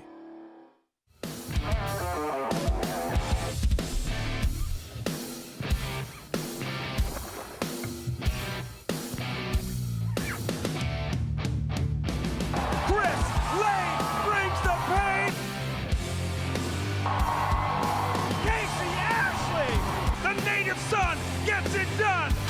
Jordan Lee, back-to-back domination, unbelievable. For over 70 years and 19 consecutive NMMA Consumer Satisfaction Awards, Skeeter continues to set the standard. And now, through October 19th, you can fall into savings with rebates of up to $1,500 on the FXR Limited, up to $2,500 on the FXR Apex, and double rebates of up to $3,000 on the ZX250. Fall into savings now through October 19th. Visit your local dealer or SkeeterBoats.com and fall into savings on the Skeeter boat of your dreams.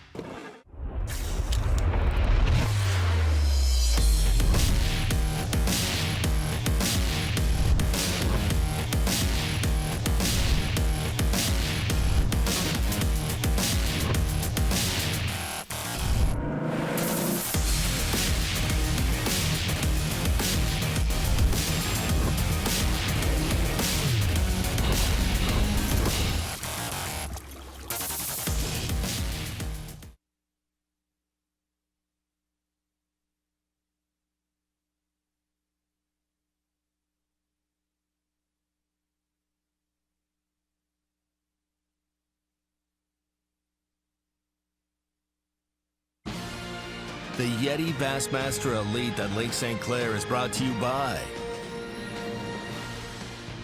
Humminbird, Mercury, Minn Kota, and by Talon. Well, today we'll have two MLB games for you. Carlos Correa and the Astros take on Fernando Tatis Jr. and the Padres at 4 Eastern, 1 Pacific. And then in our Sunday night game, the Phillies and Braves wrap up their 3-game series at 7 Eastern, 4 Pacific on ESPN, ESPN Deportes, and the ESPN app. What a battle we have going on out there.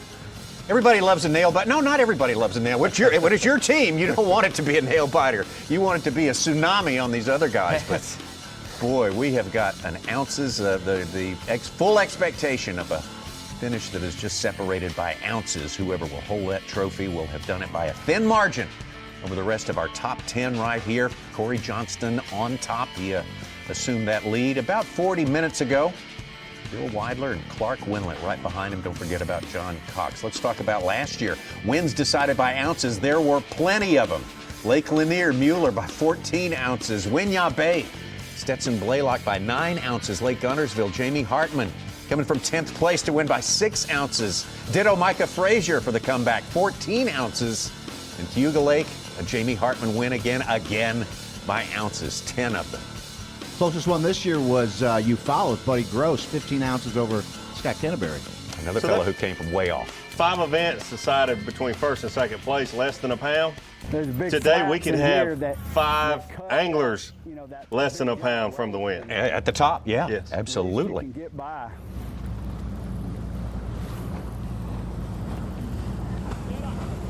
Okay, man.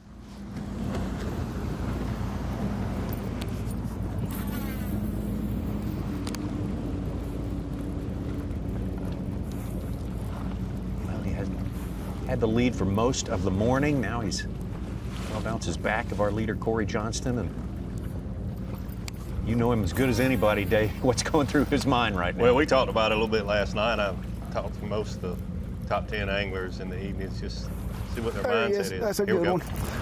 Oh, gosh, he came off. Oh, boy. Big old black one. God. Gosh. I mean, a big one. Oh.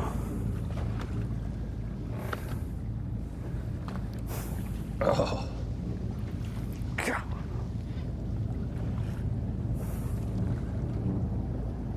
He jumped as soon as he hit it. And get a look at this. Gosh, he was pretty, though. Okay. At least we can catch one.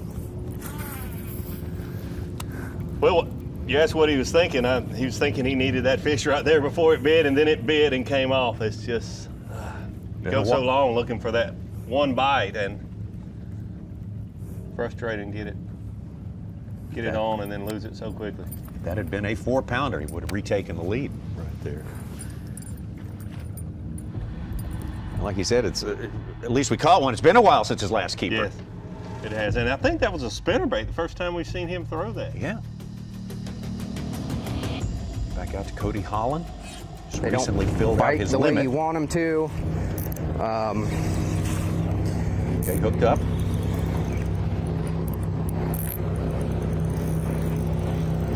Speaking of lead changes, he's got a We're staying here 2-pounder. the rest of the day. 7th, 2 1/4 back. You hear what he just said? We're staying here the rest of the day. This will get rid of that one I just caught if I can get it in the boat. It's a good one. Probably 3 pounds maybe.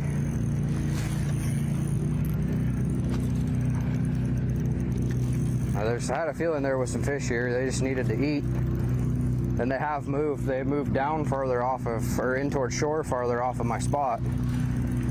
I just was wondering if maybe that's where they went, because that's where I had caught them in practice. And I decided to come down here and fish this, so.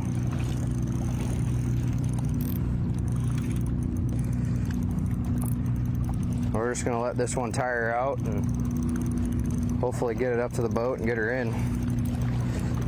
Can't tell how big it is yet. I mean, it came up to the surface, but it'll definitely get rid of that smallmouth.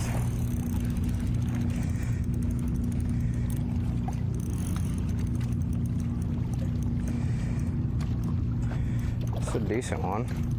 Can't really tell exactly how big it is. They're magnified underwater, so they look a lot bigger than what they are a lot of the time. Oh, I think he's barely hooked too.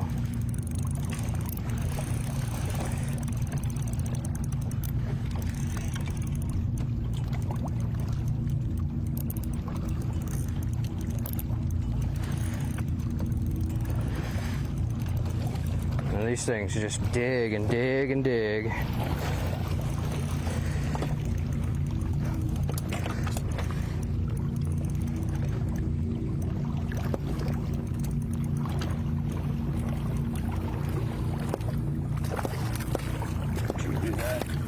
Don't you do that.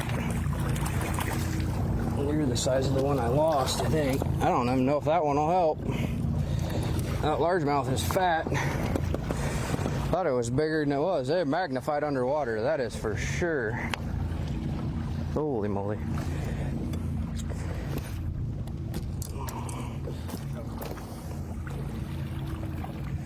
Number 6 that we've got in the boat. We're gonna try to weigh this largemouth and see how big it is, and then weigh this one and see what it culls, or if it does cull anything. So they can only possess 5 when they catch their 6th fish, and every fish after that they have to decide which is their smallest and release it. I don't think this fish is going to help him at all. Hoping to get a big bite or two here in the last hour. The Okay, second Yelas. day of the tournament, I Maybe a few caught a ounces. 4.5 and a 5 in the last hour, right about where we're at here. And so I know it's possible. There's a little bit of a bite in the last hour of the day.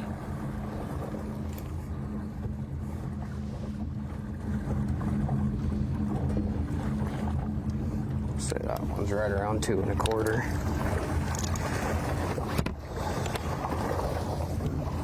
Ow, that's not good.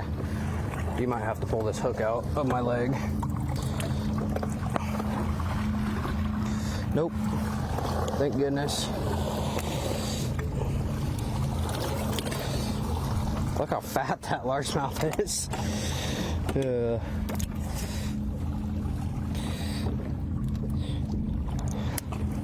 But once again, he's trying to find the smallest of his 6 fish in there, and he thought that largemouth was the one he was going to be able to get rid of with the one he just caught. Yeah, it's a little smaller than that helps a little bit. Smallmouth that he just put in his live well, so he'll release his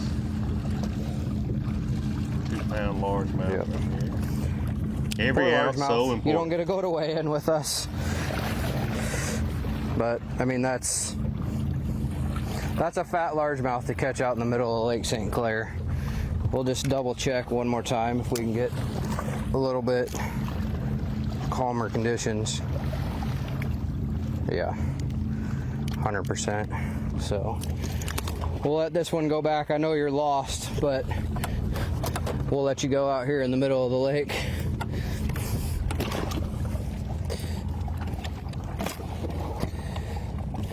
That was maybe 2 1/4.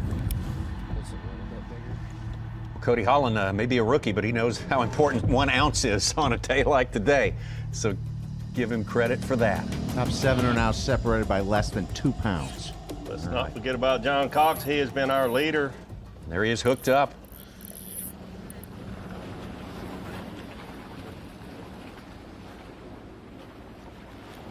Looks pretty interested in it, too. Come on, baby. He's got the big fish of the day, a 5.5 pounder. Around the pilings, but this could be the one. Yes, he's falling back. Other than day 1, he has lost the lead. Right up there. See how close it is. 4 pounder will give him the lead. How far? Got a 2-pounder in the boat, so a 4 would be gold. He's got a 5 in his live well. Well, he's taking his time. Yeah, this one's got his attention. Just go out to the channel. Go out to the channel. He survived the first part of the battle, getting it away from the pylon. How those bad my line objects is. that He's could so break your wrapped line. up in those pilings. Yeah.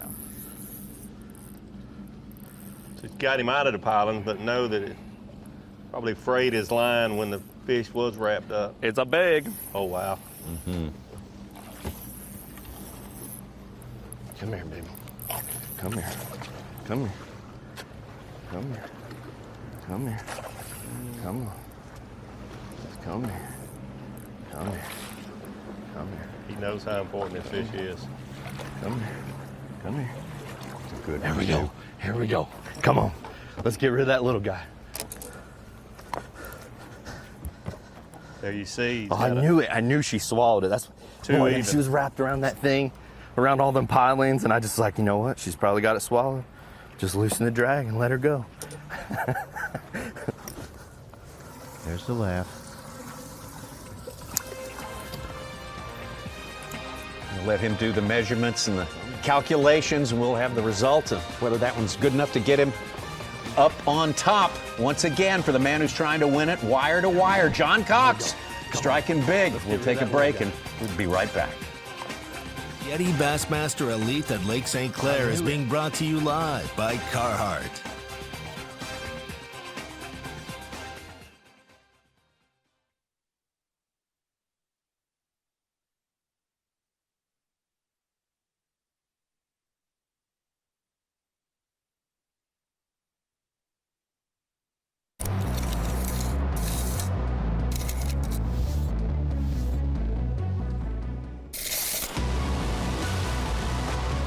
This reel allows you to cover more water, make more casts, giving you more opportunities to catch more fish. The new Revo Rocket, Abu Garcia for life. It's been said that a bad day of fishing is better than a good day at work. Getting you to that fishing spot is key. And Bully Dog gets your truck road ready. No matter where, we give you the horsepower and towing torque right when you need it. We make getting there better. Make your ride a Bully Dog. Introducing the B.A.S.S TV app. Get the most out of your B.A.S.S TV subscription and learn on the go with the B.A.S.S TV app. Unlimited access to 700 plus training videos. Multiple new releases each week, including seminars, on-water videos, live shows, interviews, and other original content. The B.A.S.S TV app. Never stop learning. I'm pro angler Andy Montgomery. I've been making my living with Strike King products for a long time. So when they showed me the new tour grade line, I was all in. I knew I could trust it. What I didn't know was how easy it was to use. With the spooling tool and the prepaid envelope to recycle your old line included in every single box. Not only is it the best line on the market, it gives you the easiest fishing experience possible. Find out more at StrikeKing.com.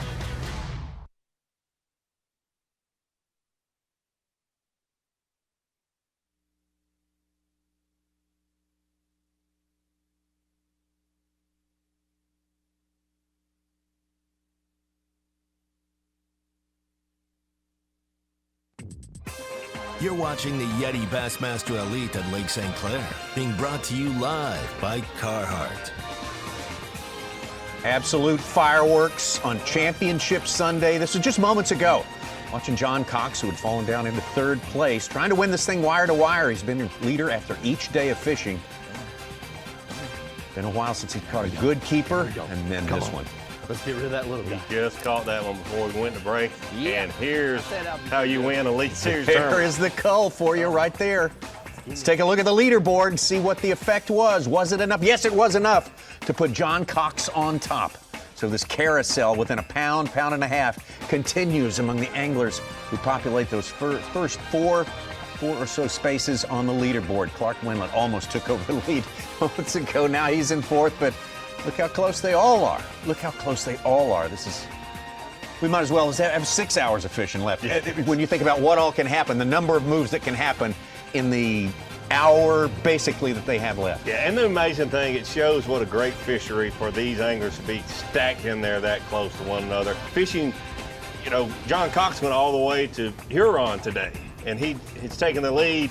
Other anglers back in Anchor Bay, other anglers out by the shipping channel in the middle of Lake St. Clair. I mean, it just shows what a great fishery. You took that big one there from that marker place that kind of got it messed up in the lines, and probably feels fortunate to have it. He's gonna beat it out of there. He's gonna take his good luck and move on down the road. He was fortunate, but he played that fish perfectly. You heard him mention that once he realized, hey, probably got it good, just take your time, back off your drag, and let that fish work its way out, and that's what he did. I mean, that was a lot of experience there, helped him out, get that fish away from those pilots.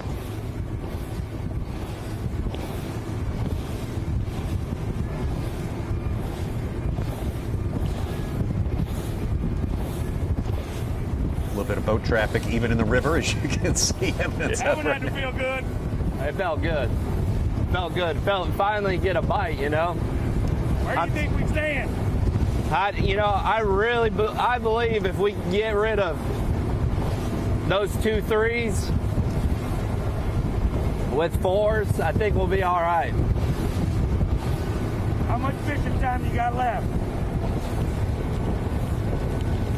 I got 45 minutes exactly. 45 minutes and we got 3 stops. How much weight will you feel comfortable with? My whole goal is to hit 20. I mean, it sucked for us today. I mean, if we can get to 20 and someone beats us, they can have it. It's been, I mean, we're just grinding, you know. I mean, I almost ran right by that spot, and I was like, you know what, I'm going to stop on it, even though we don't have much time. So, I mean, it's for us, it's been tough, so I don't know how it is on the other guys. So, I mean, anytime, I mean, I'd take 20 pounds if someone's on Jerry's hole.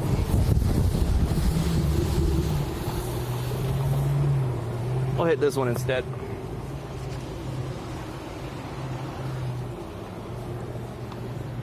So he mentioned it's been a grind for him today. Not as many bites as he's had on previous day. The first day was just so good for him.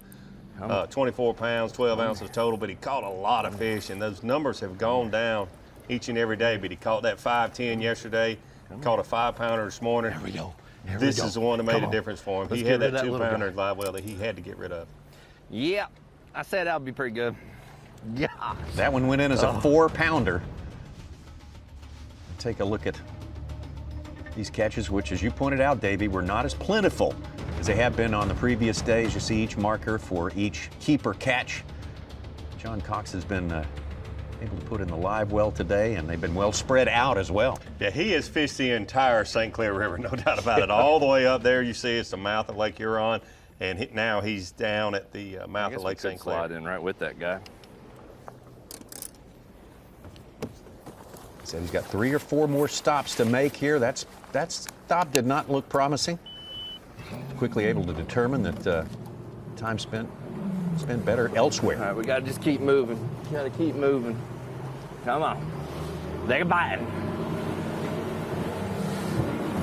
And this guy's a champion. Might not have ever won an Elite Series event.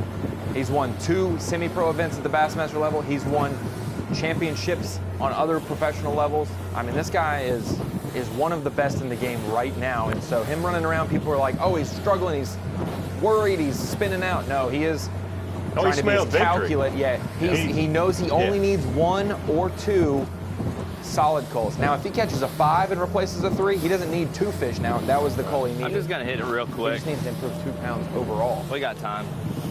We don't have much time, but we got a little bit of time. Got very specific places he's looking for. He's not just looking for the next place that looks good. He knows exactly where he's going and what might live there. Looks like Clark's made a move. He's out of that boat traffic and in maybe a little shallower, throwing a spinnerback. Something he has not done so far in this tournament. Clark lost a crucial one about 30 minutes ago. Trying to make up for that. He certainly can put himself back on top.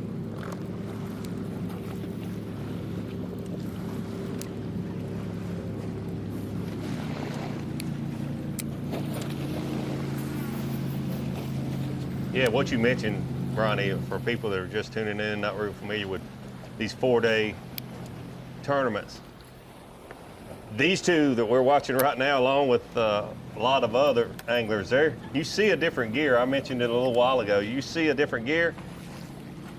They've been fishing 7 days straight, but they smell victory. They know they're 1 fish, maybe possibly 2, but probably only 1 fish away from winning this afternoon.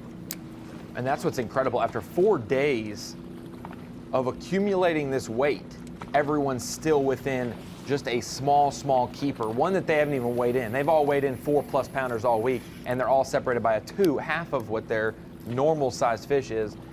It's not like it was, a 1-day shootout or something. It's literally 20 fish total, all within 2 pounds of each other.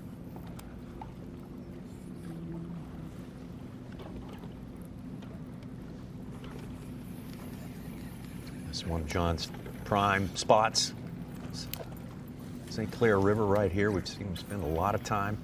Yeah, on day 2, this was very good. Yes, this little seawall here. He'd hit it on the way up and on the way back.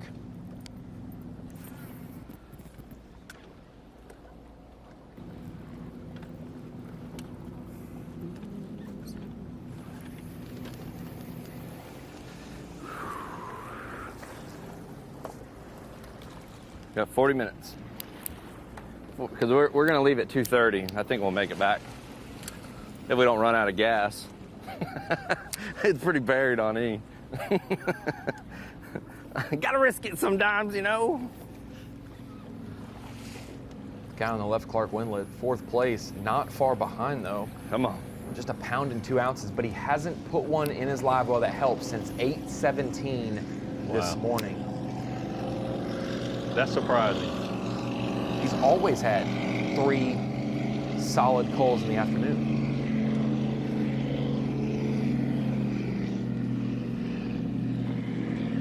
I don't know if you understood John Cox right there saying he had 40 minutes to fish. You could make it back as long as we have enough gas. Oh, I didn't hear the gas part. It's the first day he's gone all the way to Huron.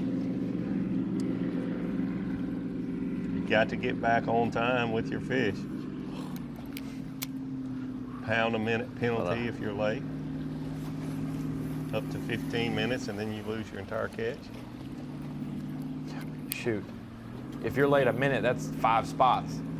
Yeah. Out of only 10 guys. So if you're late on a 40 day or an 85 person day, losing a lot of points.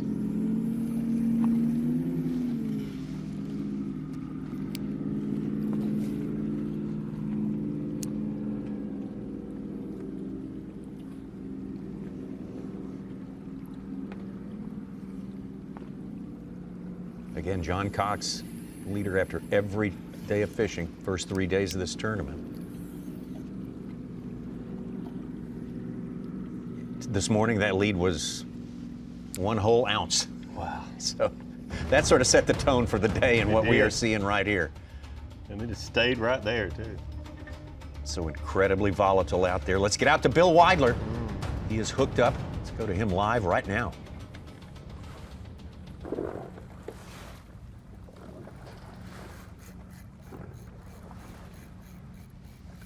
10 ounces out. Praise Lord, let me go.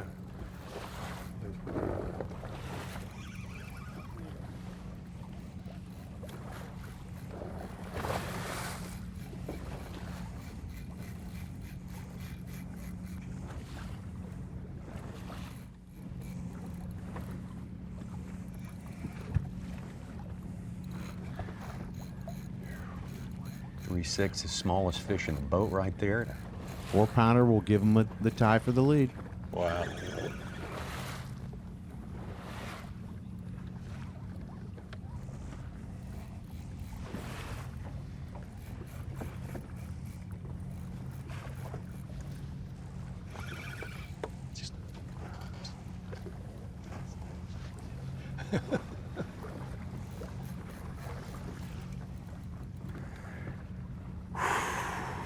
So keep in mind that he dropped down a 6-pound test this morning. That's why he's taking it easy with this fish, and it's paid off for him. He's caught every fish since he reduced that line size.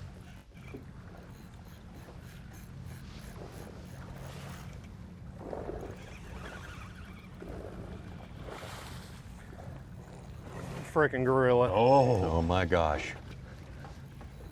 Only needs a 4-pounder to tie for the lead. It looks like another 5-pounder. Yeah. I didn't get a good look at it, but it is a... Oh, that's a huge one.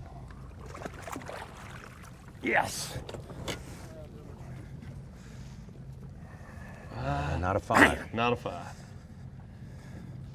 Maybe a 4, though. I hope he breaks out those yellow scales.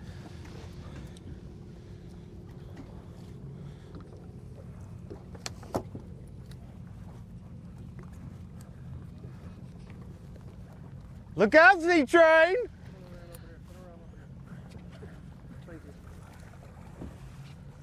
Zona totally See left if she'll Clark make Wendlandt. that call. I got a 350. No, I got a 39. What did you say about 2 hours? I ain't moving. 353 is my smallest.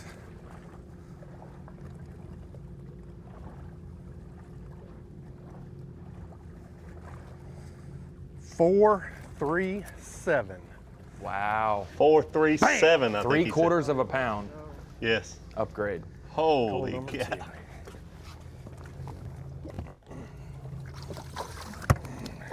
Oh yeah. Big help. Little at a time, man. Little at a That's a big help time. there.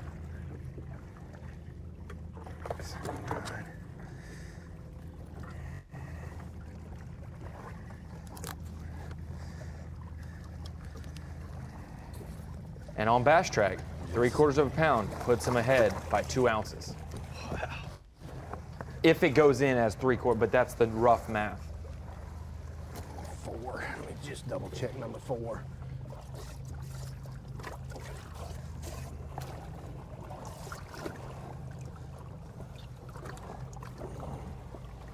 All right, here in the Elite Series, boy, this is a big, big day for each one of our 10 anglers. There is so much on the line. From Alabama, Bill Weidler. Yes! Bam! Look at that beauty. You know, I made a decision to move off my spot because I was hoping I had enough weight to get in the top 10, and I didn't want to burn them. When you're catching 4-pounders and you're throwing them back, you know, you got to make a decision, and I know there's bigger ones there, but I didn't want to stick any 4s that could help me tomorrow if I made it. So I don't know if I messed up or not, man. I hope I made it. Boy, each one of them, such a big story working out there today. Bill Weidler having the day of his bass fishing career, no doubt about that. There's your leaderboard right now. The Bill Weidler catch is not registered yet, so we will have that for you updated. But right now, John Cox in the lead, just took over that lead. Cory Johnston just ounces behind. Man, they are moving so fast, and there's time running out. That's the big story in the background. We'll have that update for you when we come back. The YETI Bassmaster Elite at Lake St. Clair is being brought to you live by Carhartt.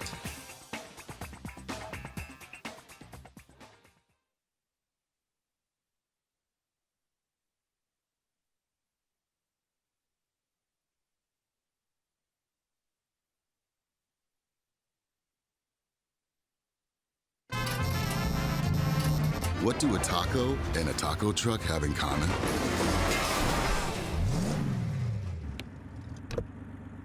Nothing. If you want to play, you need a Tacoma.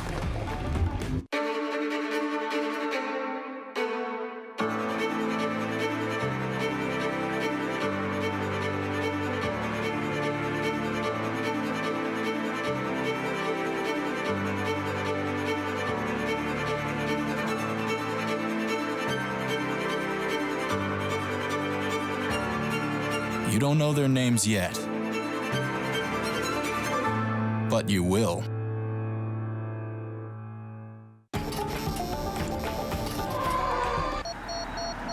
Pre-collision system, standard, on the 2020 Tacoma, so you can go from one epic playground to the next. If you want to play, you need a Tacoma. It's been said that a bad day of fishing is better than a good day at work. Getting you to that fishing spot is key. And Bully Dog gets your truck road ready.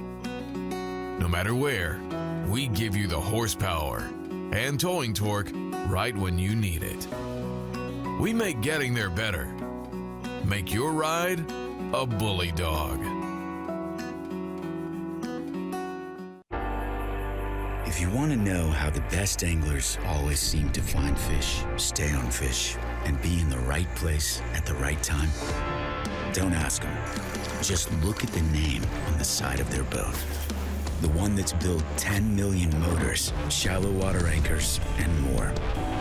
No angler's gonna tell you their secrets, but they don't have to, because you already know.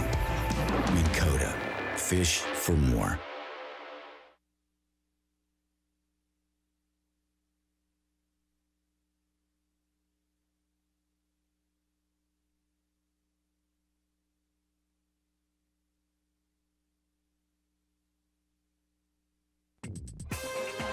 You're watching the YETI Bassmaster Elite at Lake St. Clair, being brought to you live by Carhartt. Championship Sunday, and it's everything that we hoped it would be. If you like tight competition, if you like nail biters, well, you've landed in the right place. Final day's action, this 2020 YETI Bassmaster Elite on fabulous Lake St. Clair. The lead has been jumping around from angler to angler, so tightly bunched here on this final day. And Bill Weidler, moments ago, we saw him catch another heavy one from this spot that just seems to have him, baby. It really does. It's not a numbers game, and you have to keep reminding yourself it's so easy to get caught up in catching numbers of fish. But in these Bassmaster Elite tournaments, you only weigh in your biggest five. Yes. Bill Weidler is around a different class of fish. When he gets hooked up, they always seem to be 3.5, 4, 4.5, 7, even 5 pounds, and it's make all the difference in the world. That's why he has taken our lead. 4 1/4 fish gives him all of 4 pounds advantage over John Cox. Some great stuff in the final hour of fishing here on Lake St. Clair. Now back out live to Bill Weidler. Well, I guess we're live. I think it was a good call. I mean, I had a 350 and got a 4, almost a 4.5 pounder, so I got another pound call. But at the end of the day, I knew coming into this event, you know, I stumbled a couple times on days 1 and 2 and just didn't execute on a couple fish, and I knew I needed about 25 or 26 to get it done out here, which you know, I'm super positive that it can happen in this area I'm in. That coal, you know, it means a lot. It mean a lot more to me if I knew everybody else was stumbling and I was leading this thing, but I don't know what's happening. I can just go with what's been going on out there. The guys are catching them, you know, and those boys are going to catch them today, and you know, we're not going to let up on them.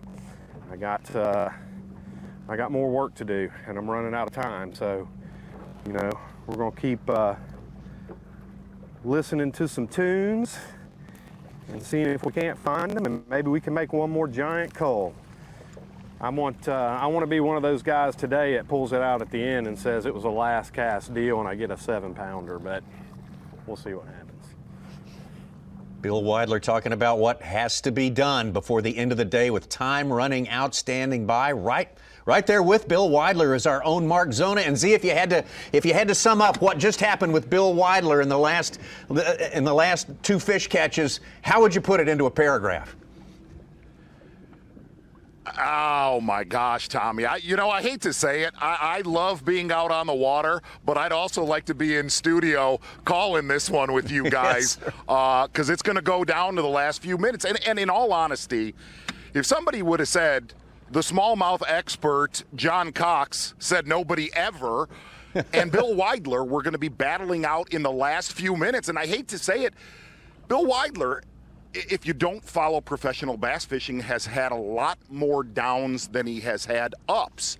But what's been interesting about this event, if you've listened to him on the weigh-in stage with Dave Mercer, he said, I will 20-pound him to death. I don't know if I can get much more, but I'm on the right caliber, and he's done exactly that. And again, we've talked about this over and over, one of those guys that has broke away from the pack. He's in an area called Anchor Bay. Davey, we talked about it on day 1. You are going to let go the numbers. The numbers, it's not a numbers game in Anchor Bay this time of year, but the meat lives here, no doubt about it. And this is the time of year generally where it goes down. And I'm not going to lie, I hate to say it, all of us, you're looking at the Johnstons, you're looking at Clark Wendlandt, out of nowhere, that guy just punched some of the best smallmouth fishermen in the face. So Z, I've got to ask you, he was a little quiet about what he had found here not far from takeoff day 1 and day 2, and we respect that and don't get into that. Exactly what is he fishing there that's different and it's holding this bigger class of fish? Davey, I'll be honest with you, because I've graphed around him, especially while he made that last call. I stopped on him earlier today. Here's the thing, in Anchor Bay, there is a ton of heavy grass, real heavy cabbage, he's in an area that's clean. It's definitely cleaner than the rest of the area around it. We talk about it. When you find an irregularity, something that doesn't look like the rest of the bay, to me, looking at my graph, he's just in one of those crop circles that's a lot cleaner.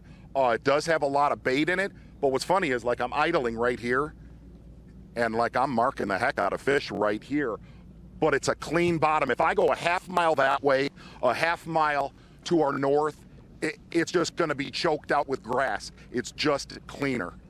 Z, thank you very much. With our leader out there, our own Mark Zona, been all over this Lake St. Clair over the last 4 days, following the stories, and the story right now is that man on top. One of our Cinderella stories that we talked about. We got veterans, we got newcomers, and we got a Cinderella story in the form of Bill Weidler having the greatest day of his bass fishing career. A 4-ounce lead over John Cox. So great stuff going on in the final minutes of fishing here on Championship Sunday. Tomorrow, Monday Night Baseball on ESPN and the ESPN app. The Rockies and Diamondbacks start a 4-game series in the desert. Charlie Blackmon continues his quest to hit over 400 in the 60-game season. 9:30 Eastern, 6:30 Pacific time. Man, oh man, get out to Cory Johnston. Cory Johnston currently in 5th place. About 2 pounds back. This one looks like a bass. Come on. Eat it.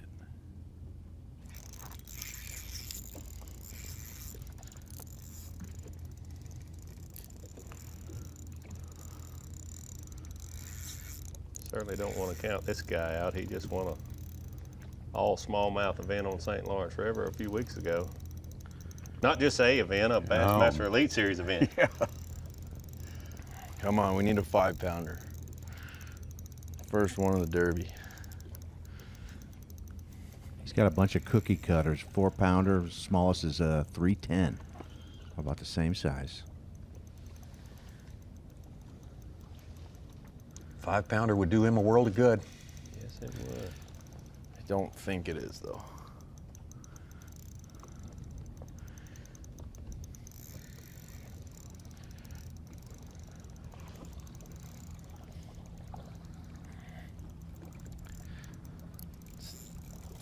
Staying down pretty good, though.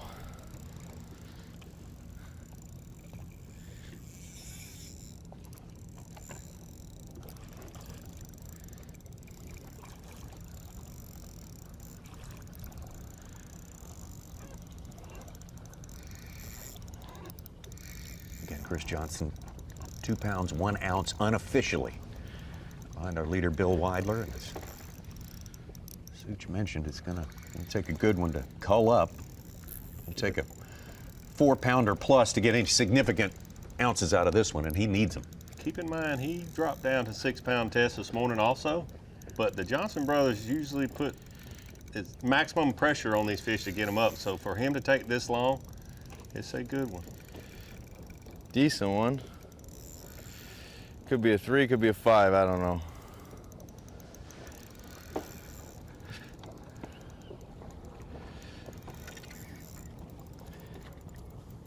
Look at it there.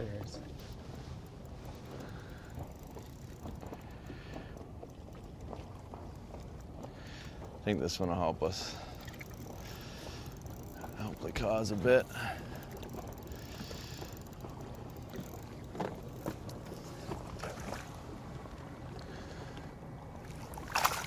Maybe not, he's close. Come here, buddy.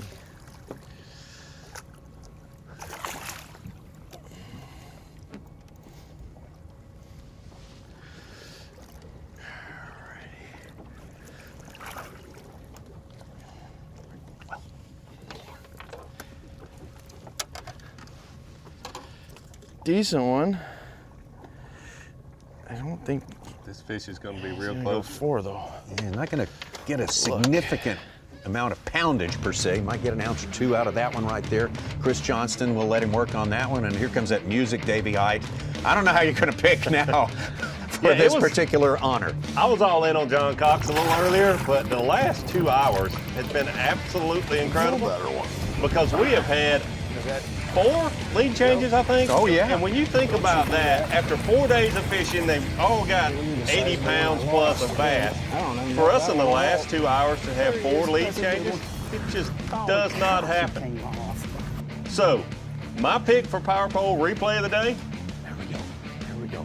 Come on. I'm just going to go with like 5 different anglers. All of these anglers that have taken the lead in the last 4 hours. Bill Weidler has certainly got to be one. You can't not let him have a piece of the Power Pole replay of the day. Clark Wendlandt, John Cox, all of you guys. We've got a package of for Power Pole replay. It's a package today. deal. It's a package deal. You get Cory Johnston as well. Part of that pack that has been rotating in and out of the top spot. Who's going to land on the right chair at the end of it all? The weigh-in's coming up at 3 Eastern time. That's when all the weights become official. Again, these are all unofficial weights right now. And man, oh man, just a tiny margin for error. And there could be some big reshuffling of our expectations at that time. But we got more fishing. We'll have that when we return. The YETI Bassmaster Elite at Lake St. Clair is being brought to you live by Carhartt.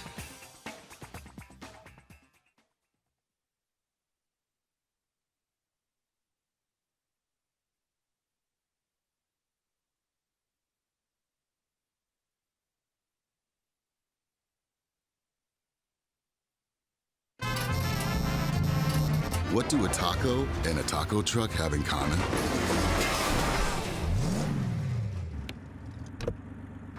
Nothing. If you want to play, you need a Tacoma. At Mercury, we invested thousands of hours of engineering manpower so you can enjoy hours and hours of untapped horsepower. Introducing the all-new V6 Mercury Pro XS. Light, quick, efficient. Mercury, go boldly. At Mercury, there are no limits to what we'll do to make sure you have no limits either. Introducing the all-new V8 Mercury Pro XS. Light, quick, efficient. Mercury, go boldly. Born in Japan, Sunline has over a 40-year history of making the best fishing lines. With 10% of the company's employees focusing on research and development, Sunline is driven to offer the widest selection of bass fishing lines in the U.S. market. Sunline's fluorocarbon, nylon, and braided lines are made to the strictest Japanese tolerances, incorporating exclusive patented technology like plasma rise. Sunline provides the strength to guarantee your confidence. Pre-collision system, standard, on the 2020 Tacoma, so you can go from one epic playground to the next. If you want to play, you need a Tacoma.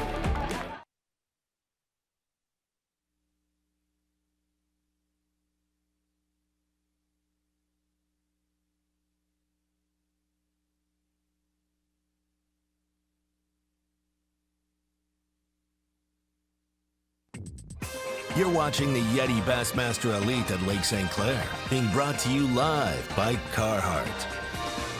Man, oh man, I don't know how any tournament ever in the future can match this final day of this one here. We're getting spoiled in such a profound way out there today, and we're loving every minute of it. But I tell you what, great prospects for our next event, the Bassmaster Elite Series. We are going to the eternally great Lake Guntersville, where it replenishes just like this place, despite the pressure you throw at it. It's going to be a great tournament coming at the end of September into the first week of October.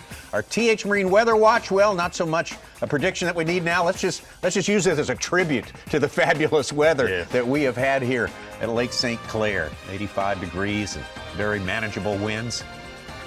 Our TH Weather Watch has been a package. It's basically been the same for all 4 days. Absolutely. We haven't had to change the graphics very much at all. Let's get back out to John Cox again.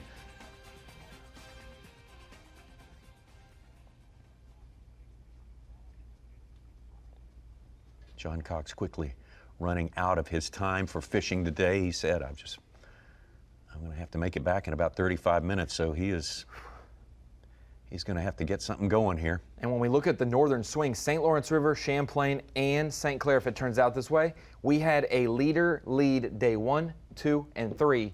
Give it up on the final day. Paul Mueller led 3 days. Chris Johnston won. Jamie Hartman led 3 days. Brandon Polinick won. If John Cox leads 3 days and a Bill Weidler wins, the northern swing might be, hey, let's avoid leading the first 3 days. Had that happen in the northern swing last year, too. Yep.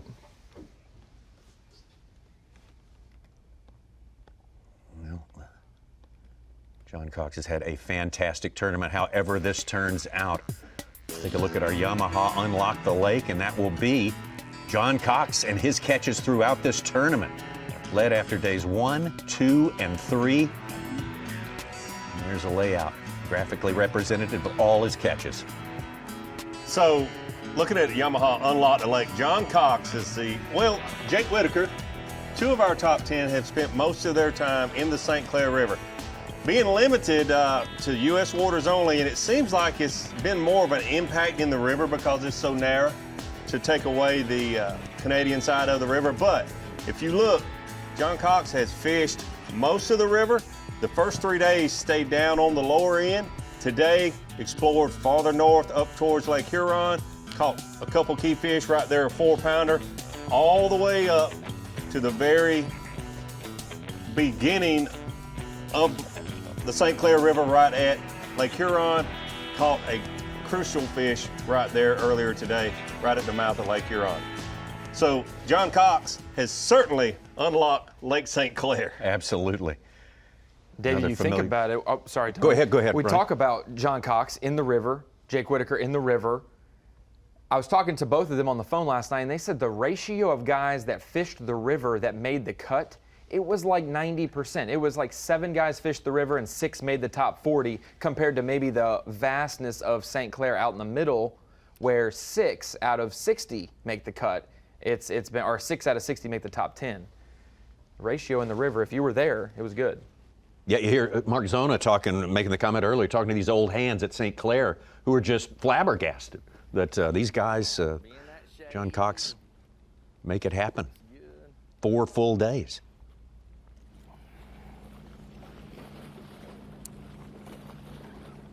Another spot he spent a good amount of time on as we followed him through the days. He's hooked up here. You know, victory would mean a lot to any of these guys, but for Bill Weidler, he's fished bass since 2013. He's got 2 top 10 finishes only. He would double his career earnings of $103,000 almost with a victory today. Biggest day of his career, without a doubt. 50-year-old from Helena, Alabama.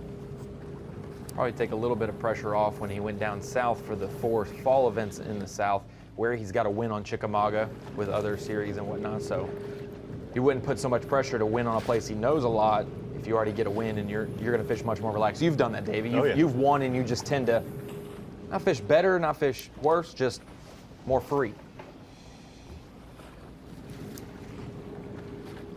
Davey, you didn't make it seem very hard. You're tied 9th all-time career victories with 8, but to get a victory on this circuit, you know, there's 85, 90 guys going each time. How difficult that is.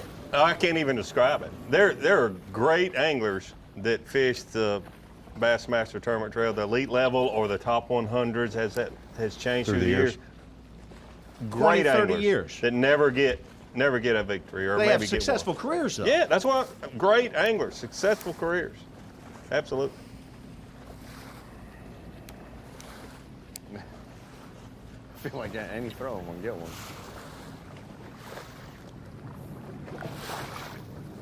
Come on. So here's one thing I do know. Bill Weidler seems relaxed right now, but he understands that Mark Zona pulled up to him in the last hour and a half of the day. He knows the meaning of that. There's a reason for that.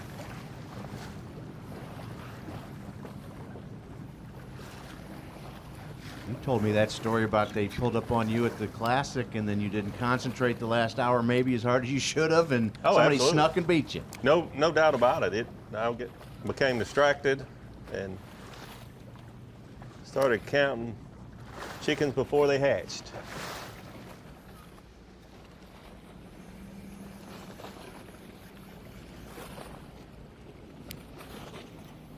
You learned your lesson, though. I did. Weidler would want nothing more than to strap that trophy in and take it to Helena, Alabama, not far from Birmingham, where the Bassmaster headquarters is. It will be very emotional at weigh-in if he wins. No, I want to see how many times the hot seat changes from Taku Ito weighing in first, because he's 10th place, all the way to the leader. They may need a backup hot seat. Yeah. In case it gets broke or something. Hey, and I'm not even going to mention the T word. They would have a sudden death fish off. They said they could go to their spots with a Bassmaster Marshal and a camera and say, go. First guy to Why catch speculate illegal? on things that are not going to happen, That's Such? right. Yeah. These weights are unofficial. They're super, super close, so you have to understand that Clark Wendlandt has underestimated his fish all week long. You've taught him well, Davey. Clark Wendlandt, of course, David just mentioned his weights are generally estimated lower than what they actually are. He may be quite a bit closer to that lead than we suspect right now. And, of course, just one swing.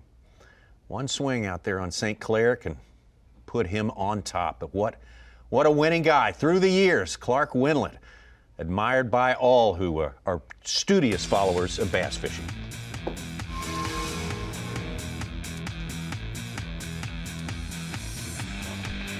So they started out the season at St. John's River, Clark Wendlandt. Great tournament there, settled in on one canal, and it just kind of faded away, but had a good start. All you can do as an angler is maximize the area that you pick to spend your tournament in. You've got 2.5 days of practice. I think he totally maximized his area there at St. John's River. Well, we ventured to Lake Eufaula after that, after our pause in the season there, and Clark was ready to go one more time. Yeah, I think similar to Cory and Chris Johnston, looking at them and looking at Clark Wendlandt at Lake Eufaula, you think this guy's got to win because the numbers are going to add up for him. He was catching more fish than anyone leading into that final day. St. Lawrence River. Once again, Clark, numbers-wise, was catching so many fish those first few days. A lot of experience on the St. Lawrence River. Clark and I met one another that first trip to the St. Lawrence River in 1993.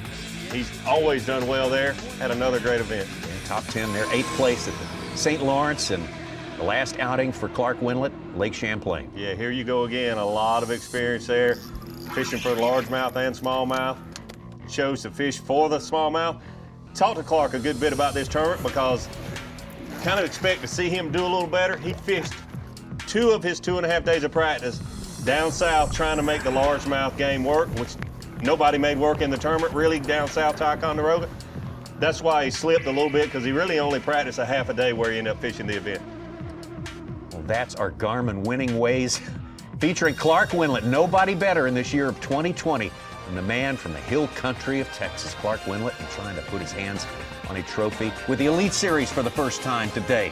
That would certainly be a milestone in an already great career. There's your Angler of the Year stats right there. Clark Wendlandt, Taku Ito, Paul Mueller, who won that first event of the year down at the St. John's River. And oh man, what a tournament we have here. So many lead changes we've seen just in the last hour. Where's it going to end? The weigh-in's coming up at 3, but we're going to fish a little more before that. The YETI Bassmaster Elite at Lake St. Clair is being brought to you live by Carhartt.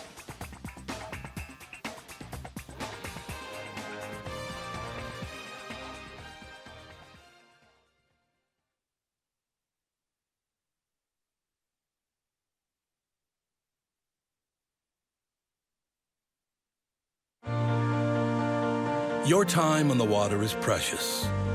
You return season after season to make unforgettable memories. Fight a few fish, reconnect with friends, and recenter yourself. If you count on having this time, you need an outboard you can count on to power it. That's why boaters stay with Yamaha for the long run, for life. They know reliability starts here. Groundbreaking designs, unsurpassed quality, and unshakable confidence. Welcome to the Ranger Z500 and Z100 series. Leading the industry for over 50 years, these rigs are custom crafted and loaded with more features and advantages to deliver the ultimate ownership experience. The legendary Ranger Z series. Unleash next level performance. Mercury, go boldly.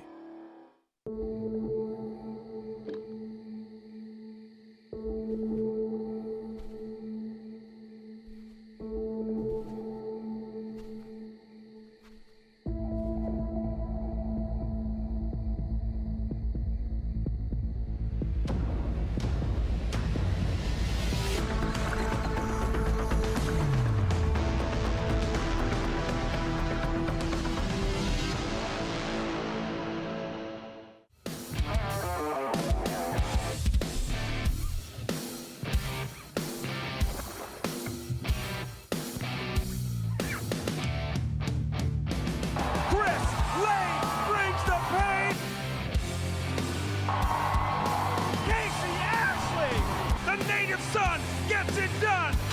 Jordan Lee, back-to-back domination, unbelievable.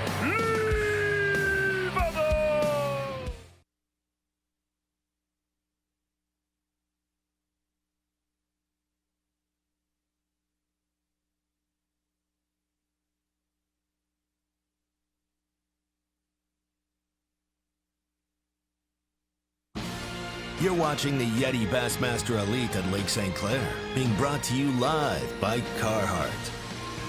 Today, 2 MLB games for you. Carlos Correa and the Astros take on Fernando Tatis Jr. and the Padres at 4 Eastern, 1 Pacific. And then in our Sunday night game, the Phillies and Braves wrap up their 3-game series at 7 Eastern, 4 Pacific on ESPN, ESPN Deportes, and the ESPN app. Man, oh man. I'm worn out with this, Davey. This has been exhausting. I mean, you know, some parts of nail biters you love, other parts it's like, I gotta turn away for a second because it just gets too tense out there. And boy, for guys like Bill Weidler, looking for his first ever victory with the Bassmasters, Cory Johnston, ditto for him, and John Cox, and Clark Wendlandt. Boy, man, oh man, what a huge day it could be for any one of those guys. Yeah, we don't see this very often. If viewers are just watching their first tournament here on ESPN2. The Bassmaster Elite Series is awesome, and we normally will have a player or two involved, but there's 8 or 9 anglers that could win. I ain't got much time left. I mean, it's, you know, time's running out. I got to battle these waves getting in. I mean, I'm really not far from takeoff, but, you know, it'll take me about 20 minutes to get back, I think. I'm gonna look around here for about 5 more minutes. I think I'm gonna give myself 25 minutes, maybe. I might give myself 30. You know, so we're about to wrap the day up. I don't think I got it done. I think I need another big one, but I just don't have time. But at the end of the day, man, it's been a great week. You know, I had a good bag yesterday, which propelled me into the top 10, and you know, kudos to the guys who caught them and whoever wins this thing. Man, it's been a fun event for sure. Bill Weidler, his final thoughts and maybe just a few more minutes of looking around. Try to find one big one to make that lead a lot bigger, because it is not big as it stands right now. And the thing to remember, none of these guys know what the other anglers have. But as we say often, most of these old hands at the game have a pretty good idea. Yeah, I totally agree. And I appreciate him trying to downplay the fact that he could get it done. But I really believe he just doesn't want to add that pressure and that thought of, I might win this thing. And I understand that, but he's got to sense that he's got a chance to win here with the day that he has had. We've been with Cody Holland all day long, and he's been patient. Now he's going to give us a little bit of an AFTCO taste the bait. So far, it's been a drop shot. For whatever reason, I've tied a little bit longer leader than I normally do to keep it up out of the weeds. It seemed to help with this spot and my last spot, not getting hung up so much and stuff like that. It keeps it up, and if they're roaming around in the weeds, it'll put it right in their face. So that was kind of my plan of the whole thing. I usually tie a little bit shorter leader. I don't know why. It's just, I guess, just a confidence thing for me. So I've been using a TKO tungsten. A TKO tungsten 3/8 ounce drop shot weight. The leader's probably been 14 to 16 inches, maybe 18 inches. And I started out the week using a missile baits bomb shot. Transferred to a couple different worms that were getting a little better bites. I was just getting bigger bites on those. And then I've been kind of alternating. If I'm dropping under the boat, I'll use the spear point hook that I talked about yesterday. If I'm casting it out, I'll use an owner light wire, just because spear point doesn't have their lighter wire stuff out quite yet. So that's kind of what I've been doing. Today hasn't gone to plan, but you know, every day can't go to plan. You're fishing against the fish, and yeah, you're fishing against these other guys in the competition, but you still got to catch the fish. Sometimes the fish do not cooperate, and that's definitely what happened today.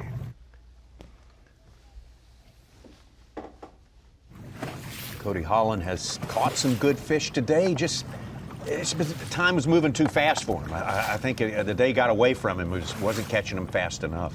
Yeah, he has been able to get several good fish in his live well by about 8:30 or 9 o'clock. I talked to him after day one, and he said got a real good starting spot, and today it just didn't happen. He did get the quality, but only one fish before 10:40 a.m., and that would put him behind schedule. Similar to Bill Weidler, though, he's not caught the numbers all week long, but it certainly had the right size and the right quality. That was a pretty accurate I wonder why they weren't AFCO eating taste it. the bait for a lot of the field, drop shot, whereas when we were here last year, just 1 month later, it was all crankbait all the time. That should transition probably over the next 2 or 3 weeks, right? As soon as like maybe a little cooler weather comes in, that's when you see that bait change to a crankbait. They start really actively feeding. That and the lack of wind this week. We've just had, this is very calm for Lake St. Clair on a Sunday afternoon in August. Oh, yeah. And we just had a perfect forecast all week. To get 4 days of less than 10-mile-per-hour wind, that's unusual. Very lucky this year on weather, except for we had some delays the very first event of the year, and except for one day on Lake Ontario. Yeah. It was like unbelievably calm. That final day, that was fun as a Visually. spectator. Yeah, that was kind of an IMAX movie about danger out there.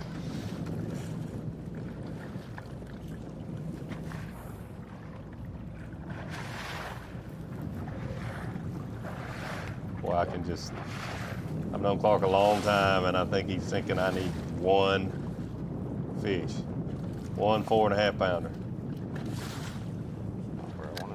One thing about this place too, if you didn't fish in the lake and you fish in the river like John Cox, if he's on his way back and he's got 10 extra minutes and he can see checkout, he can just fish right out in front of Metro Park and catch one that he needs. Oh, yeah. Even though you haven't practiced there, everybody knows it's a solid area and you can just kind of drop and bounce around for 10 minutes before you just pop over 100 yards and check in.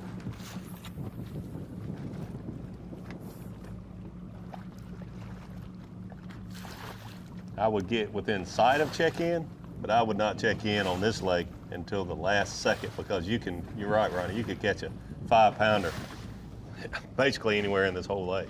How much time does the average angler spend checking out a place just for that?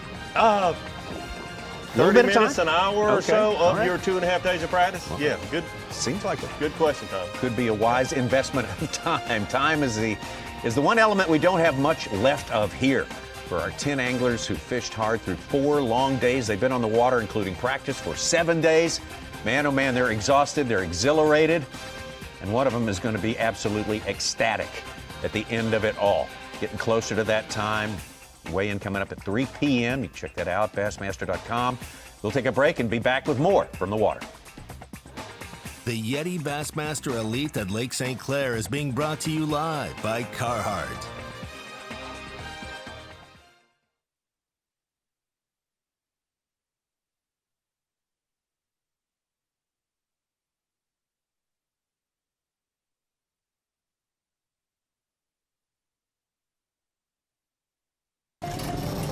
Wherever the trail gets rough and the mud gets deep, you'll find a Toyota Tacoma. It's the best-selling compact pickup in America for 12 years. And it's not because we baby them. If you want to play, you need a Tacoma. At Mercury, we invested thousands of hours of engineering manpower so you can enjoy hours and hours of untapped horsepower. Introducing the all-new V6 Mercury Pro XS. Light, quick, efficient. Mercury, go boldly. At Mercury, there are no limits to what we'll do to make sure you have no limits either.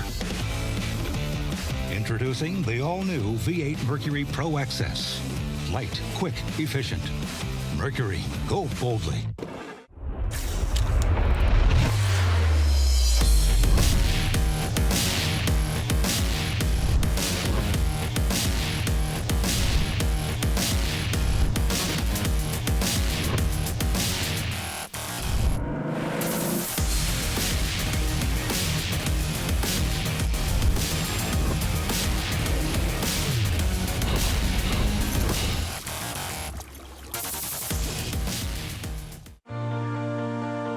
Your time on the water is precious.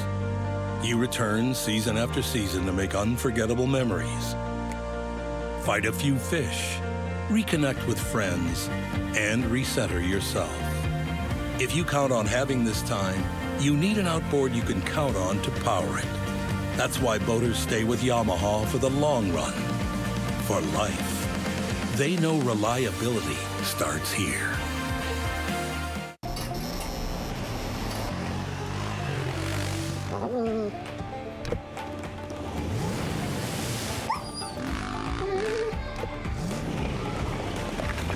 If you want to play, you need a Tacoma.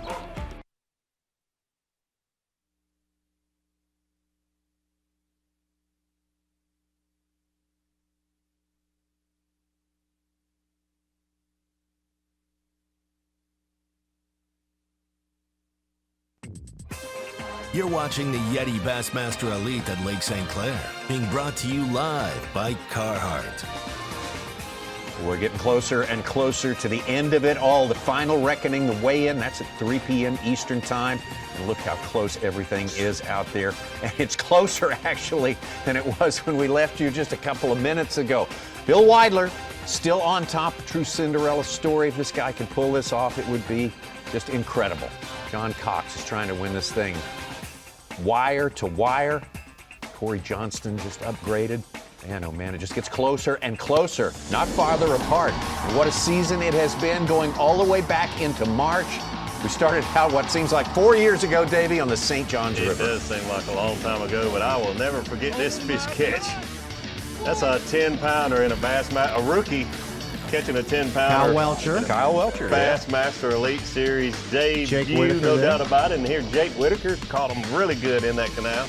But Paul Mueller turned left out of takeoff, going north.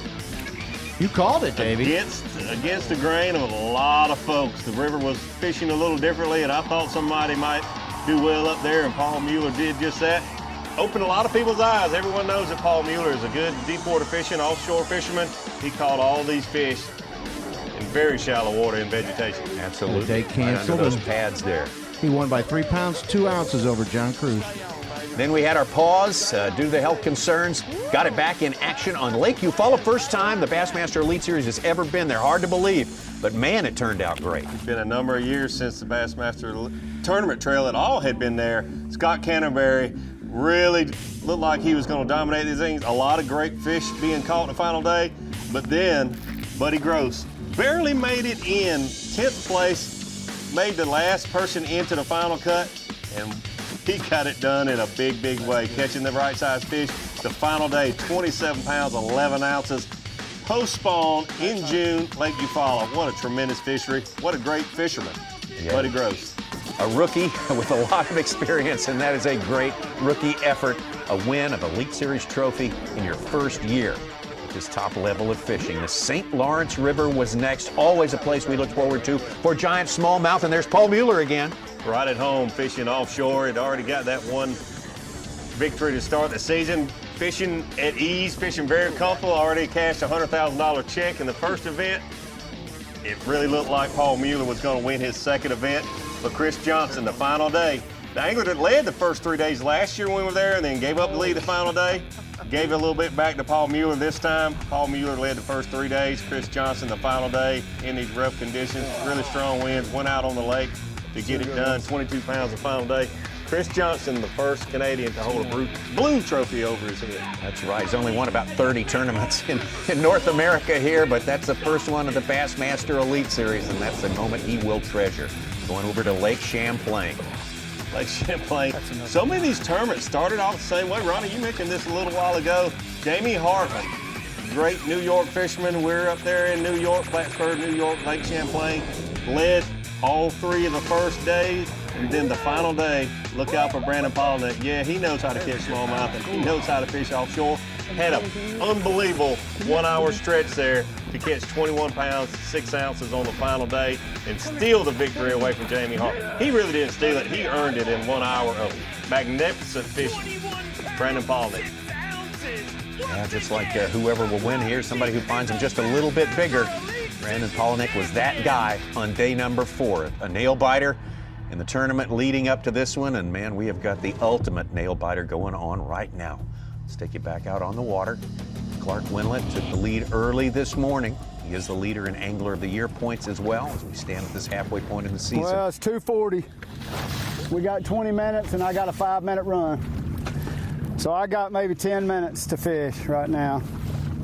And I don't think I got enough. I had the opportunities today. There's no question about that. I had a big one jump off. I had one under the boat digging, pull off, and it just happens. But gosh, I didn't want it to happen in this one. It's frustrating as heck. I wanted to win this thing so bad. I could taste it, but I feel like I'll definitely be short. I just don't have enough.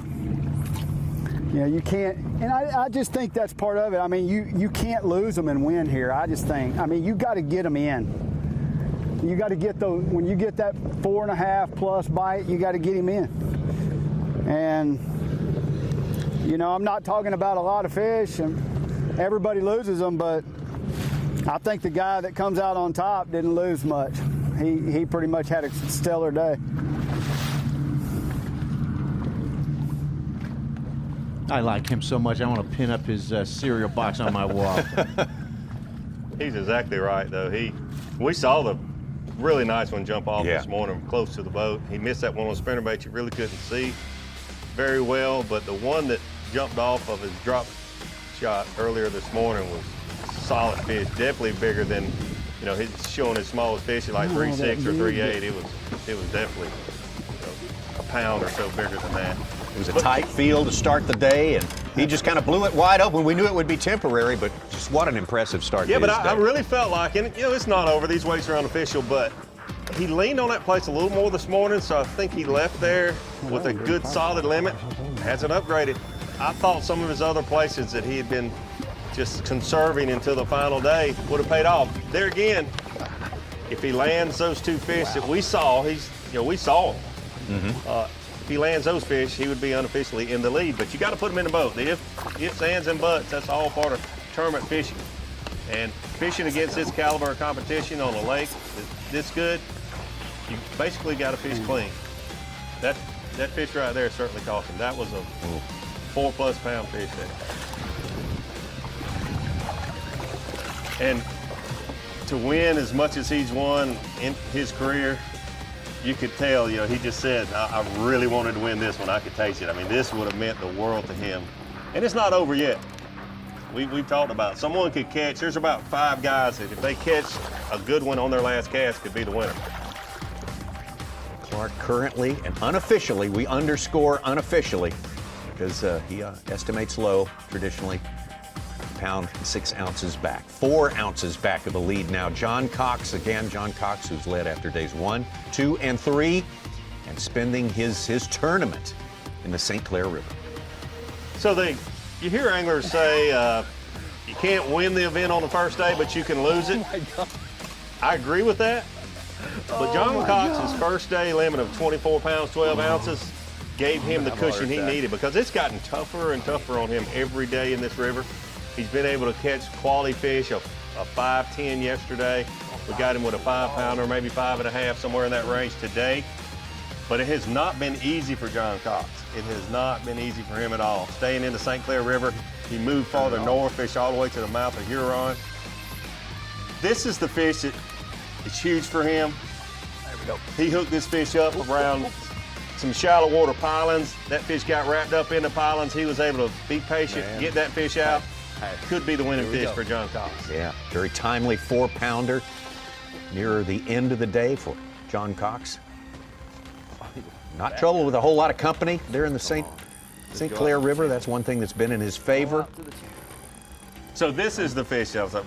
This was the last one. That was his 5-pounder that I mistaken. This is the 4-pounder he caught late in the day that had him wrapped up and looked like that fish would break off the light line. Come on.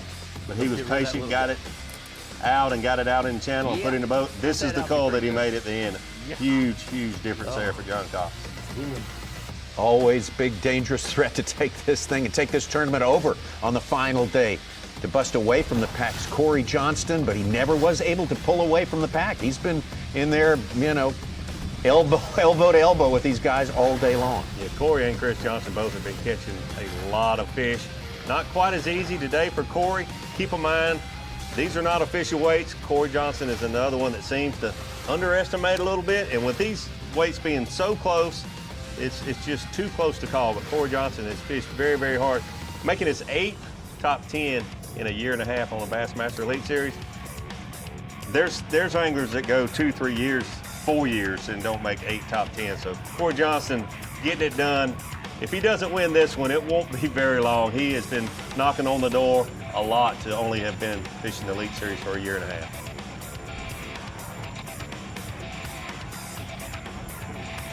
So from Cory Johnston, unofficially, again, 2 ounces back of this man, Bill Weidler. Bill Weidler, as Mark Zona put it, had more downs than ups in his Bassmaster Elite Series career.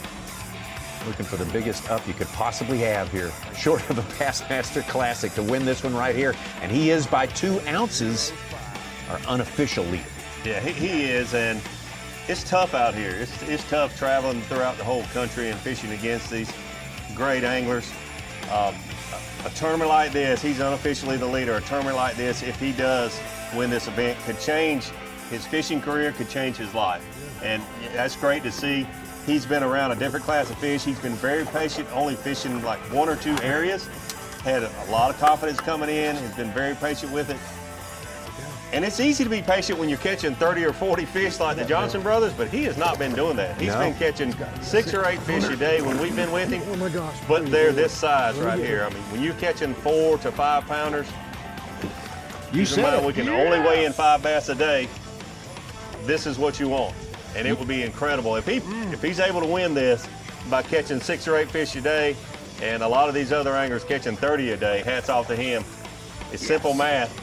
Your biggest 5 is what you get to weigh in. It's hard to be that patient when you know other guys are catching them every drop. You said it'd be the guy who gets 2 5-pounders today. He's got 3 fish on our top 10. Wow.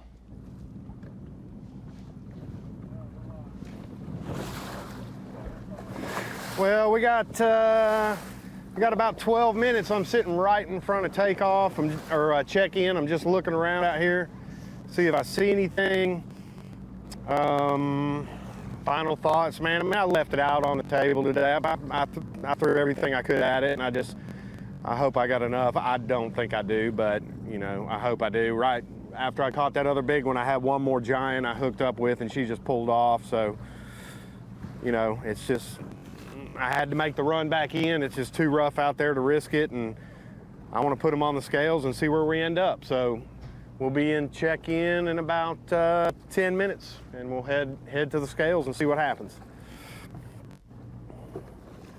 What you said, Davey, is so true. He made a very smart decision to kind of bunker in right there where he was, despite not catching numbers. That's you. I think you've hit the key of it right there. And it's dock talk. It's, you go to a place like this and you have a practice and you found an area that you've caught a few good ones, but you didn't get many bites, and you go to dinner and you hear guys catching 30, 40, 50 a day, and you hear all that. It'd be real easy to say, I need to give up on my area. Yeah, I'm spinning out. Yep, yeah. But being patient and being in the right area and knowing that the quality of fish is what wins you these tournaments. Not the numbers.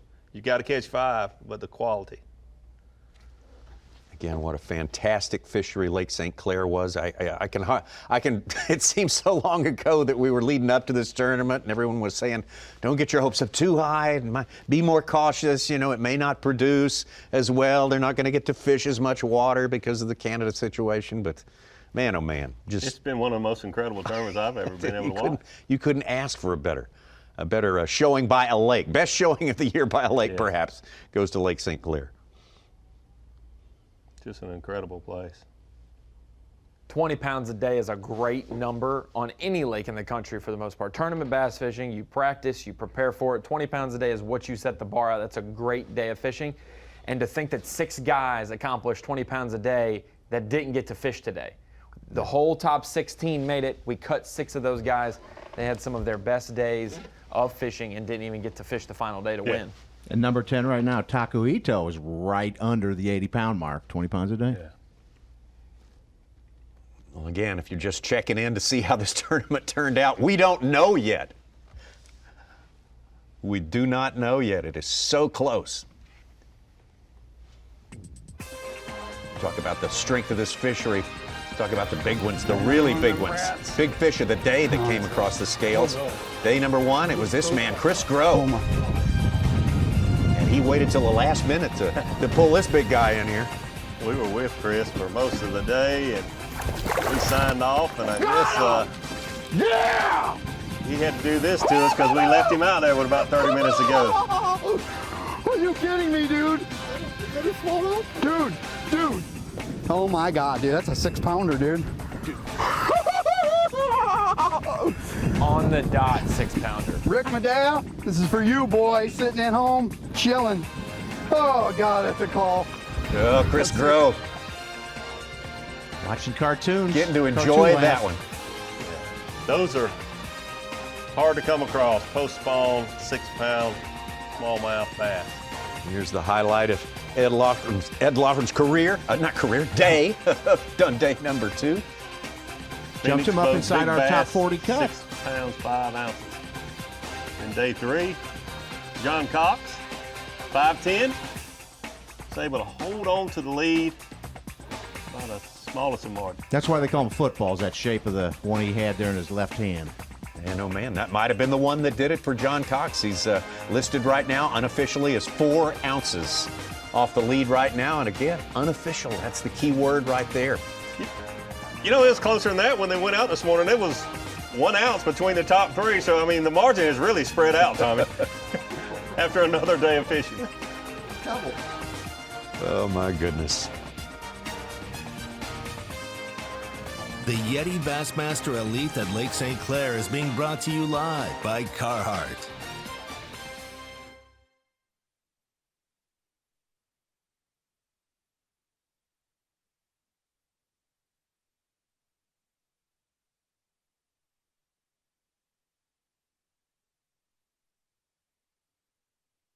When I'm on the road for work or for fun, I always like to have a reliable generator around. This open frame inverter from Champion is ideal because it's lighter than a standard open frame generator and more affordable than a traditional inverter. The remote start helps me start up the generator or shut it off without having to leave my camper. It provides essential power for things like charging my boat batteries, also makes life a lot more comfortable for myself and my family. It's been said that a bad day of fishing is better than a good day at work. Getting you to that fishing spot is key. And Bully Dog gets your truck road ready. No matter where, we give you the horsepower and towing torque right when you need it. We make getting there better. Make your ride a Bully Dog.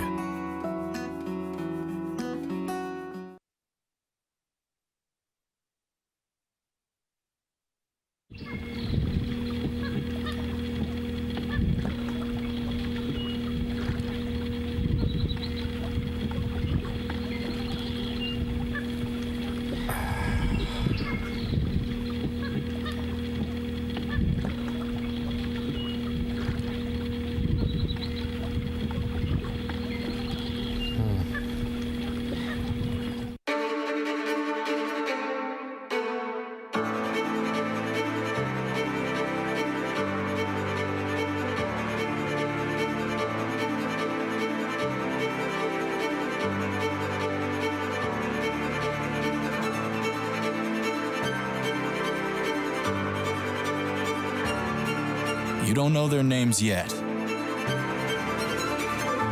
but you will.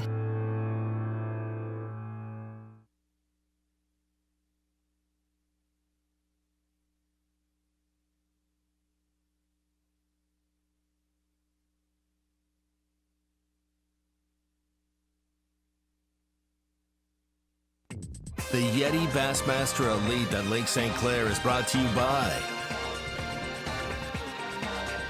Abu Garcia, Berkeley,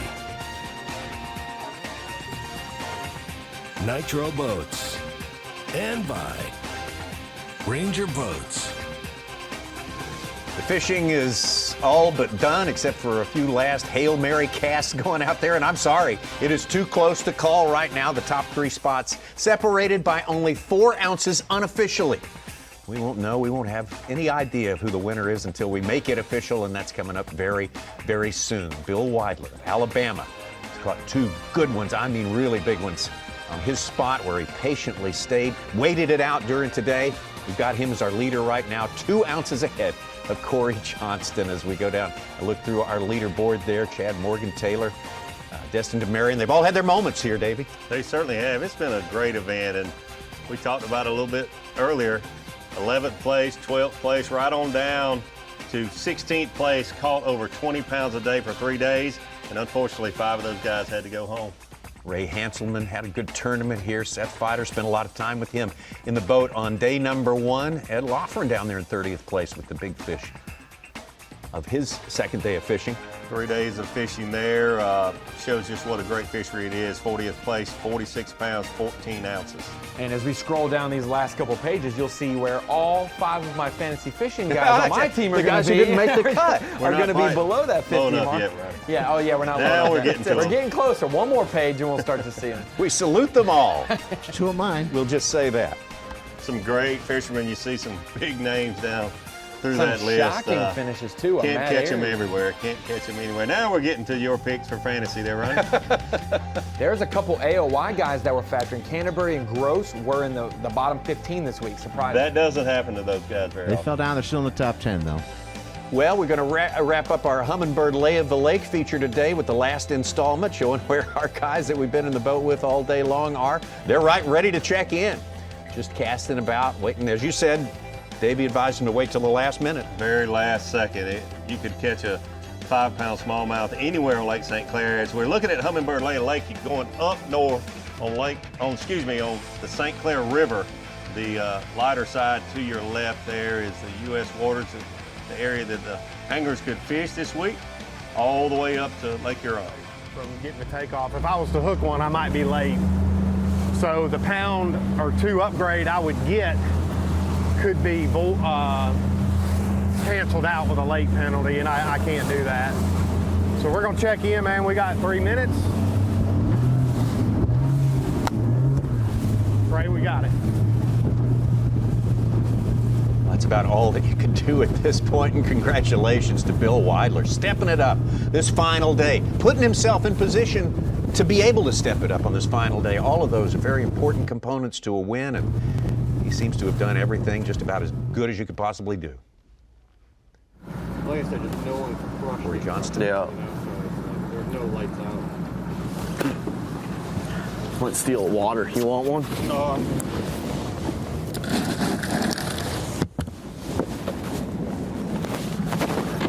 That just makes me even more pissed that I missed all those fish. Not a happy guy at the end of his day. He's got a... It still could turn out positive. I know he could still win. He's 2 ounces out. Yeah, he definitely got a great shot to win, but these anglers can look at Bass Track once they check in, so that's why you see the reaction there from Cory Johnston. I see. Okay. He realizes how close now they can know. Okay. Valuable information right there. Bassmaster.com. You need to check that out if you want to see the weigh-in. It's going to crank up here about a minute away, 3 p.m. Eastern Time. Must-see weigh-in. Oh, my goodness. Could be the weigh-in of the year. It may not end with the weigh-in, unfortunately. But thank you so much for joining us today. It's been a real pleasure, a rare pleasure to have a tournament this great on St. Clair. We'll see you next time.